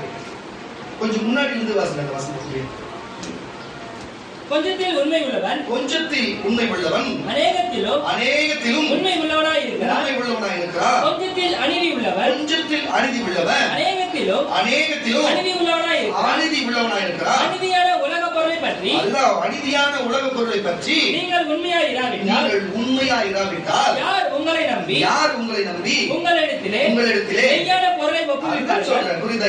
உங்களுக்கு உண்மை இருக்கணும். மெய்யான பொருள் எப்படி உங்களுக்கு கொடுக்க முடியும்? வேறொருடைய காரியத்தில் நீங்கள் உண்மை உள்ளவர்களாய் இராவிட்டால் உங்களுக்கு யாதொன்றையும் சொந்தமாய் கொடுப்பவன் யார்? எப்படி உங்களுக்கு சொந்தமா கொடுக்க முடியும்? நீ அந்த வேலையில உண்மையா தான் கொடுப்பாங்க. இப்படிதான் தெய்வம். எந்த ஒரு காரியம் ஒருத்தவங்க நல்லா இருக்காங்க, ஜபிக்க போனோம், ஜபிக்க ஒரு அற்புதம் நடக்கிற வர இல்லையா, போய் ஜபிக்க போ. அவர் உண்மையா இருந்தாலும் இந்த ஜபிக்கிற வார்த்தை கொடுப்பாரு, அங்க அற்புதம் சுகமளிக்கிற வார்த்தை கொடுப்பாரு. ஒருத்தவங்க கெட்டு போறாங்களா, அவங்க நல்லது சொல்லணுமா, நீ இப்ப அவங்களுக்கு ஜபி, உங்களுக்கு அவங்க தீர்க்கதரிசன வார்த்தை கொடுப்பாரு. அல்லேலூயா. எதையுமே சரிங்க, நம்ம இறங்கி போகும்போது தாங்க. என் வாழ்க்கையில எந்த ஊழியக்காரன் என்ன வளர்த்து விடல, எல்லாமே டம்மி பண்ணி தான் வைக்க பார்த்தாங்க. கடவுள் இயேசுநாதர் ஒருவர் தான் அப்பத்துல இருந்து என்னோட 19வது வயசுல அது மாதிரி ஊழியம் செஞ்சது வேற, தவறு செய்த வேற. எதுக்கு சொல்றேன், அன்னைக்கு அது 19 வயசு வரைக்கும் முடி நல்லா பெரிய நீட்டு முடியா வச்சிருப்பேன். என் முடி கொண்டு நிறைய பேர் கண்டுபிடிக்க முடியலன்றது காரணம்னா 19 வயசு ஞானஸ்தானம் முடி ஷார்ட்டா வெட்டிட்டேன். விக்கிக்கு தெரியும், ஷார்ட்டா வெட்டி ஷார்ட்டா இருக்கு. இப்ப எப்படி முடியலாத போது அது ஷார்ட்டா வெட்டி இருந்தேன். எதுக்கு சொன்னா, அது அந்த தாடி வைக்க ஆரம்பிச்சா அதை அப்படியே மெயின்டைன் பண்ண ஆரம்பிச்சுட்டேன். எதுக்கு இதை சொன்ன கர்த்தருடைய பிள்ளைகளே, நான் அந்த உலக வாழ்க்கையிலிருந்து, அந்த ஸ்டைல் வாழ்க்கை, உலக வாழ்க்கையிலிருந்து வெளியில வந்து கர்த்தருக்கு நான் இப்படி ஒரு இந்த வானில போறேன்னு சொல்லி வந்தேன். கர்த்தரை நான் அப்படியே வழி எடுத்து வருகிறார். அல்லேலூயா. அதுதான் கொஞ்சத்தில் உண்மையாச்சு. அந்த உண்மையில தான் கர்த்தர் அவரே கொடுப்பாரு. இவ்வளவு பெரிய ஊழியத்தை கொடுத்தாரு. நீங்க நினைக்கிறது போல இங்க பாருங்க, ஒரு சம்பவத்தை நான் கேட்டேன். ஒரு ரொம்ப நாளா தவறு இருக்கிறாரா, எப்படி ரொம்ப நாளா ஒரு சித்தர் பயங்கரமா தவறு இருக்கிறாரா. திடீர்னு கண்விழிச்சு பார்த்து ஒரு சினிமா நடிகர் அவருக்கு ஸ்டேஷனா போயிட்டாரு. டேய் நீ போயிட்டு கடையில் போய் எவ்ரிடி பேட்டரி வாங்கிடா சொல்லிடுறாரு. பேட்டரி வாங்கிட்டு வச்சு என்னாச்சு, இல்லடா அமெரிக்காவில் வந்து ஒரு பெரிய புயல் காற்று வரப்போகுது, சரி போடுவாங்க, இந்த வார்த்தை நடக்க போகுது, அது கேட்கணும்டா அப்படின்ட்டு டேப் ரெக்கார்டில் போடணும். அந்த காலத்தில் கேட்டால் கொஞ்ச நாளுக்கு அப்புறம் பார்த்தீங்கன்னா அதே மாதிரி புயல் வந்துருக்குது, அது அந்த இடம் ஃபுல்லாக தாக்கிடுச்சு அப்படின்னு சொல்லியிருக்கிறாங்க. இதெல்லாம் உண்மைதான், இதில் மாற்றுக்கிறதுங்க. எந்த டவுன் போய் பண்ணுறோம்?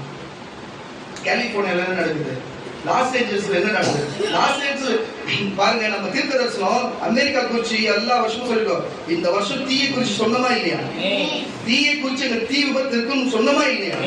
வேற எந்த நாடு குறிச்சு தீயை பத்தி பேசலாம், அமெரிக்கா குறிச்சு மட்டும் தான் தீயை பத்தி பேசணும். வேணும் ரெக்கார்டு இருக்குது. எதுக்கு இதை சொல்றோம்னா, நம்மள தவறு இருந்தோமா, நம்மள புலப்பட்டியில விட்டுட்டு வந்தோமா, எதுவுமே பண்றதில்ல. தேவன் நம்புறோம். 120 நாடுகளுக்கு மேற்பட்ட இருக்கிற எல்லா அங்கீகரிக்கப்பட்ட எல்லா நாடுகளில் இருக்கிற தீர்க்கதரிசனம் சொல்லிருக்கேன். எங்க என்ன நடக்கும், இப்ப நடக்கிற காரியத்தை கூட நம்ம முன்னெச்சரிக்கையா சொன்னதுதான். அல்லேலூயா. இனிமேல் இன்னும் எவ்வளவு இருக்கு தெரியுமா நடக்க போகுது. எல்லாத்துக்கும் திருமண துறையில இருந்து எல்லா துறைக்கும் என்ன நடக்க, அரசியல் துறைக்கும் சொல்லி நம்ம இடையில சொல்லியிருந்தோம். நம்ம முதலமைச்சர் கூட உடல்நலம் கொஞ்சம் பாதிக்கப்படும் சொல்லி 10 நாள் ஹாஸ்பிட்டல் வந்துருக்காரு. புரியுதா இல்லையா? எதுக்கு இதை நான் சொல்லுவேன், கர்த்தருடைய பிள்ளைகளே, தேவன் எப்படி வெளிப்படுத்துறாரு பாருங்க. கொஞ்சத்தில் உண்மை, நம்ம ஒண்ணும் நல்லவங்க சொல்ல உண்மை, அந்த மாதிரி நீங்க கொஞ்சத்தில் உண்மை இருந்தா இது நாங்க இதை விட பெரிய காரியமா செய்யலாங்க. அல்லேலூயா. நம்ம சொல்லுகிறோம் உலகம் முழுவதும் தீர்க்கதரிசனம் சொல்றோம். வேதத்துல இருக்கிற அப்போஸ்தலர் எப்படின்னா அதே மாதிரி நம்ம சபையில் தீர்க்கதரிசனம் சொல்றோம். எப்படி வேதத்துல இந்த தீர்க்கதரிசிகள் எப்படி உலகத்துக்கு தீர்க்கதரிசனம் அதே மாதிரி நம்ம சொல்றோம். அல்லேலூயா. இதெல்லாம் வந்து எப்படி சொன்னா, எல்லா இடத்துல தீர்க்கதரிசனம் இருக்கலாம். அவங்க ஒரு ஆள் கூட சொல்லுவாங்க, சபைக்கு தான் சொல்லுவாங்க, இல்ல ஆர்வம் வேலை தான் சொல்லுவாங்க. நம்ம மட்டும் உலகம் முழுவதும் சொல்றோம். அல்லேலூயா. எதுக்கு சொல்றோம், பைபிள்ல நடக்க போற காரியத்தை நம்ம தீர்க்கதரிசனம் சொல்லிக்கிறோம் பல இடத்துல. ஆமாவா இல்லையா? இப்படி பைபிள்ல சொல்லப்பட்ட தீர்க்கதரிசனம் நிறைவேற போது கூட நம்ம தான் சொல்லியிருக்கிறோம். காரணம் தச்சோட சொல்லுவோமா? எதுக்கு? கொஞ்சத்தில் உண்மை, உண்மை அநேகத்தில் அவர் அதிகாரியா வைக்கிற தெய்வம். நீ கொஞ்சத்தில் உண்மையாகிற உன்னை இதை விட அதிகமா செய்வார்னு சொல்ல வரணும். உன் குடும்ப தேவைக்கும் எல்லா தேவைகளும் செய்ய வல்லவராக முடிச்சுலாமா? 1 தெசலோனிக்கேயர் புஸ்தகம் 1ஆம் அதிகாரம் 5ஆம் வசனம் பாரு.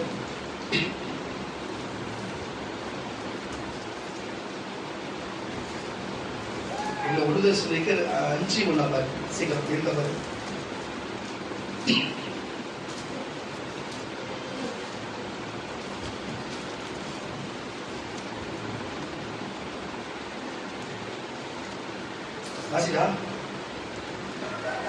சகோதரரே, இவைகள் நடக்கும் காலங்களையும் சமயங்களையும் குறித்து உங்களுக்கு எழுத வேண்டியதில்லை. இரவிலே திருடன் வருகிற விதமாய். எத்தனை வசனம்? 5:1. 5:1 இல்லடா, 5:1 இல்ல 1:5 பாரு, லாஸ்ட் முன்னாடி பாரு. 1 தெசலோனிக்கேயர் 1ஆம் அதிகாரம் லாஸ்ட் கொஞ்சம் முன்னாடி கூட பாரு.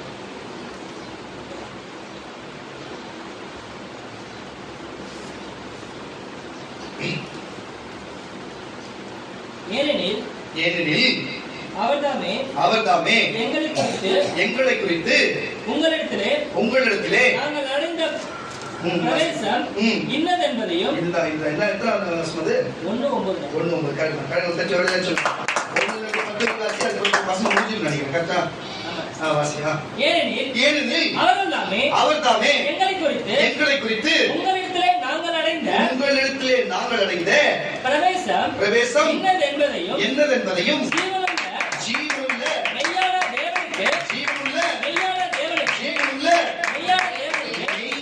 தேவனுக்கு ஊழியம் செய்வதற்கு நீங்கள் வந்திருக்கிற கர்த்தருடைய பிள்ளை, நீங்கள் விக்கிரகங்களை விட்டு தேவனிடத்திற்கு மனம் திரும்பினதையும் அவர் மரித்தோரிலிருந்து எழுப்பினவரும் இனி வரும் கோப அக்கினியிலிருந்து நம்மை இந்த உலக கோப அக்கினி நம்மளை நீங்களாக்கி ரட்சகராகி நம்மை காப்பாற்ற போறவராய் இருக்கிற அவருடைய குமாரனாகிய இயேசு பரலோகத்திலிருந்து வருகிறதை கரங்களை தட்டி வரல சொல்லுவாங்க. பரலோகத்திலிருந்து வருகிறதை நீங்கள் எதிர்பார்த்து கொண்டிருக்கிறதையும் அறிவிக்கிறீர்களே. கரங்களை தட்டி வரல சொல்லுவாங்க. நான் ஏற்கனவே உங்களுக்கு நான் சொல்லியிருந்தேன், 3 ஆண்டுகள் தான் ரட்சிப்பு நம்ம பக்கத்தில் இருக்கும். அதுக்கப்புறம் இஸ்ரவேல் பக்கம் திருப்பி விடும் சொல்லிட்டு, இஸ்ரவேலிலே நான் ஏற்கனவே சொல்லி நமக்கு காளைகளை பலி செலுத்த போறாங்க, சிகப்பு காளைன்னு சொல்லி அது டிஎன்ஏ மூலியமா எடுத்தாங்கன்னு சொல்லி ஞாபகம் வரலன்னு சொல்லுங்க. அது ஒரு 3 காளையை கண்டுபிடிச்சு வச்சுட்டாங்க. அதுல ஒரு காளையே போன வாரம் தான் டெமோ பண்ணி அது பலிட்டாங்க. சும்மா அது பலியிடுறதுக்கு கொண்டு வந்து ஒரு காளையை வந்து டெமோ பண்ணி பலிட்டாங்க. உண்மையா பலி இருந்திருக்கும், சும்மா பலி இருக்கு. உனக்கு கூட வார்த்தை வருதா? உண்மையாய் பலி இருந்திருக்கும், பொய்யாய் பலி இருக்கு, வித்தியாசம் இல்லை. உண்மையா பலிட்டா நீயே நான் வேஸ்ட் ஒன்றுமே முடிஞ்சு போச்சு. அவங்க செய்தி எல்லாமே முடிஞ்சு போச்சு. அவர்தான் தெய்வம் அவங்க பக்கம் தான் இருப்பார். நம்ம அவர்தான் முடிஞ்சு போச்சு. நம்மளுடைய ரட்சிப்பு காலம் முடிஞ்சுது, நம்மளுடைய அவதான் கிருபையின் காலம் நமக்கு முடிஞ்சுது. இனிமே அவங்களுக்கு தான் எல்லாமே. எப்படி அவங்க கிட்ட இருந்து நம்ம சைடு வந்தாரோ, இந்த காலை பலியிட்டதுக்கு அப்புறம் அங்க போவார். பலியிட்டதுக்கு அப்புறம் அவங்க என்ன பண்ண ஆரம்பிச்சுருவாங்க? இஸ்ரவேல் தேவாலயத்தை கட்ட ஆரம்பிச்சுருவாங்க. இஸ்ரவேல் தேவாலய நாட்கள் 40 ஆண்டுகளா கட்டினாங்கன்னு வரலாறு. எத்தனை ஆளுங்க இடிஞ்சாலும் திருப்பி அதை புதுப்பிச்சாங்கன்னு வரலாறு. ஆனா இன்னைக்கு வெறும் 24 மணி நேரத்துல கட்ட முடியும். புரியுதா இல்லையா? 40 வருஷம் இருக்குது, 24 மணி நேரத்துல கட்ட முடியும். ஆனா கட்டுறதுக்கு உண்டான எல்லா பலியும் இருக்குது, எல்லா தூபம் என்னென்ன வேணுமோ எல்லாமே இருக்குது, கல் இருக்குது, எல்லாமே வச்சிருக்கிறாங்க. பலியும் இருக்குது, பலிப்பீடமும் இருக்குது. ஃபர்ஸ்ட் பலி இல்லை, பலிப்பீடமும் இல்லை, எல்லாமே இருந்தது. இப்ப பலிப்பீடமும் வந்துச்சு, பலியும் வந்துச்சு. பலியை டெமோ பண்ணி பொய்யாய் அதை வந்து அதை பலிட்டும் செஞ்சுட்டாங்க. 1-2 காலம் எக்ஸ்ட்ரா வச்சிருக்கிறாங்க. நாளைக்கு கூட அது பலிட்டுலாம், அது மறைமுகமாக கூட இட்டுலாம், அப்புறம் கூட வெளியே சொல்லலாம். தயவுசெய்து புரிஞ்சுக்கணும், தயவுசெய்து புரிஞ்சுக்கணும். சிலவேல் தான் நமக்கு அடையாளம், சிலவேல் தான் நமக்கு அடையாளமாக கொடுத்தாரு. அல்லேலூயா. அதே மாதிரி நமக்கு உலகமும் அடையாளமாக கொடுத்தாரு. அமெரிக்காவில் போன வாரத்துக்கு 3 வாரம் தான் பெரிய ஒரு மீட்டிங் வச்சு இதுவரை ஆச்சரியப்படாத அளவுக்கு அவ்வளவு பேர் ரட்சிப்படைஞ்சாங்க. எத்தனை பேர் மனம் திரும்பினாங்க. இது வரைக்கும் ரொம்ப நாளுக்கு அப்புறம் ஒரு பெரிய மாறுதல் வந்ததான். புரியுதா இல்லையா உங்களுக்கு? அமெரிக்கா உலக நாடுதானே, உலகத்தை குறிச்சு அங்கதானே பார்க்கணும். அப்ப கடைசி ரட்சிப்பா கூட இருக்கலாம். புரிஞ்சுங்க தயவுசெய்து, கடைசி ரட்சிப்பா இருக்கலாம். இங்க ஆலயம் பலியை டெமோவா பண்ணிட்டாங்க. தயவுசெய்து புரிஞ்சுக்கொள்ளுங்க. இப்ப இந்த வசனம் வாசிச்சோம் பார்த்தீங்களா, இதுதான் நிறைவேற போகுது. கடைசி வசனம் வாசி, அது மறுபடியும் வாசியா. அவர் மரித்தோரிலிருந்து நம்மளை எழுப்பினவரும் இனி வரும் கோப ஆக்கினைக்கு நின்று நம்மை நீங்களாக்கி ரட்சிக்கிறவருமாய் இருக்கிற அவருடைய குமாரனாகிய இயேசு பரலோகத்திலிருந்து வருவதை எல்லாம் புரியுதா உங்களுக்கு? புரியுதா இல்லையா? இன்னைக்கு ஒருவர் நாளைக்கு ஒருவர் தான் தீர்க்கதரிசனம் சொல்லக்கூடாது. புரியுதா? அவங்க 1000 இவங்க சொன்னா கூட ஒரு மேட்டர் மட்டும் சொல்லி புரிஞ்சுக்கணும். இந்த வசந்த புரிஞ்சுக்கணும். மறுபடியும் வாசி. அவர் மரித்தோரிலிருந்து எழுப்பினவரும். ஏய் கிட்ட வாசி. இயேசு பரலோகத்திலிருந்து வருவதை, இயேசு பரலோகத்திலிருந்து வருவதை நீங்கள் உட்கார்ந்திருக்கிற கேட்கிற நீங்கள் எதிர்பார்த்து கொண்டிருக்கிறதும் அறிவிக்கிறீர்களே. இன்றைக்கு அறிவிக்கிறீர்களே. அல்லேலூயா அல்லேலூயா. வரப்போகிறது இன்றைக்கு நம்ம அறிவித்துக் கொண்டிருக்கிறோம் சொல்றோம். புரியுதா இல்லையா? அது வரப்போகிறது. தலைப்பு நான் இன்னைக்கு மெய்யாய் அறிவித்துக் கொண்டிருக்கிறோம். மெய்யாய் வரப்போகிறோம். மெய்யாய் அறிவிக்கிறோம். மெய்யாய் வரப்போறாரு. ஒரு குழு கொடுக்குறேன். கர்த்தருடைய தீர்க்கதரிசி உங்களுக்கு எச்சரிக்கை கொடுங்க. கால டெமோவா பலி விட்டாச்சு. 24 மணி நேரத்துல தேவனை கட்ட முடியும். புரிஞ்சுக்கணும். நான் ஏற்கனவே உங்களுக்கு சொல்லியிருந்தேன். அங்கிருந்து வந்து மோசைக்கு கொடுக்கப்பட்ட அந்த பெட்டி அது தொலைஞ்சு போச்சு. அதை கண்டுபிடிச்சு கொடுப்பாங்க. அது அரபு தேசம் கண்டுபிடிச்சு கொடுக்கும்னு நம்ம சொல்லியிருந்தோம். 40 இருக்கிறது அதெல்லாம் எல்லாம் கண்டுபிடிச்சு வச்சாச்சு. துணித்த கொள்ளை எல்லாமே மண்ணாகன்னா எல்லாமே இருக்குது அவங்க கிட்ட. எல்லாமே இருக்கு இப்போ அவங்க கிட்ட. புரிச்சு கொள்ளுங்க. உங்களுக்கு நான் எல்லாத்தையும் கிளியரா சொல்லிடுறேன். கவனமா இருக்கு. என்னைக்கு வேணாலும் உங்களுக்கு தேவை கட்டலாம். என்னைக்கு ஒரு நாள் அதுக்கு முன்னாடி இயேசு வரலாம். என்னைக்கு வேணாலும் நம்ம பரவ கொடுக்கலாம். என்னைக்கு வேணாலும் நம்ம வருக இருக்கும். புரிஞ்சுக்க. அல்லேலூயா. சரி, அங்க போனோம்னா அதுக்கு முன்னாடி நம்ம அவருடைய சரீரத்தை புசிக்கணும். அவர் ரத்தத்தை நம்ம பானம் பண்ணணும். அப்பதான் அவர் சாயலா இருக்கும். நீதியாகவும் உண்மையாகவும் மெய்யாகவும் பரிசுத்தமாகவும் இருப்போம். அப்பதான் நம்ம அவர் இடத்துக்கு போக முடியும். இப்போ உலகத்தின் சாயலாக உலகத்துல வாழ்றோம். இது சாப்பிட்டு அவர் சாயலா மாறினா பரலோகத்துக்கு போக முடியும். ஸ்பேஸ்ல போயிட்டு நம்ம இருக்கிற வண்ணமாக போக முடியுமா? மூச்சு தண்ணி செத்துருமா இல்லையா? அப்போ அந்த இடத்துக்கு போனோம்னா அந்த ஊருக்கு போறதுனால உடைய தனிதான் போக முடியும். அது போலதான் இது சாப்பிட்டா தான் அங்க போக முடியும். புரிஞ்சுக்கொள்ளுங்க. அங்க போனா இது சாப்பிடணும்.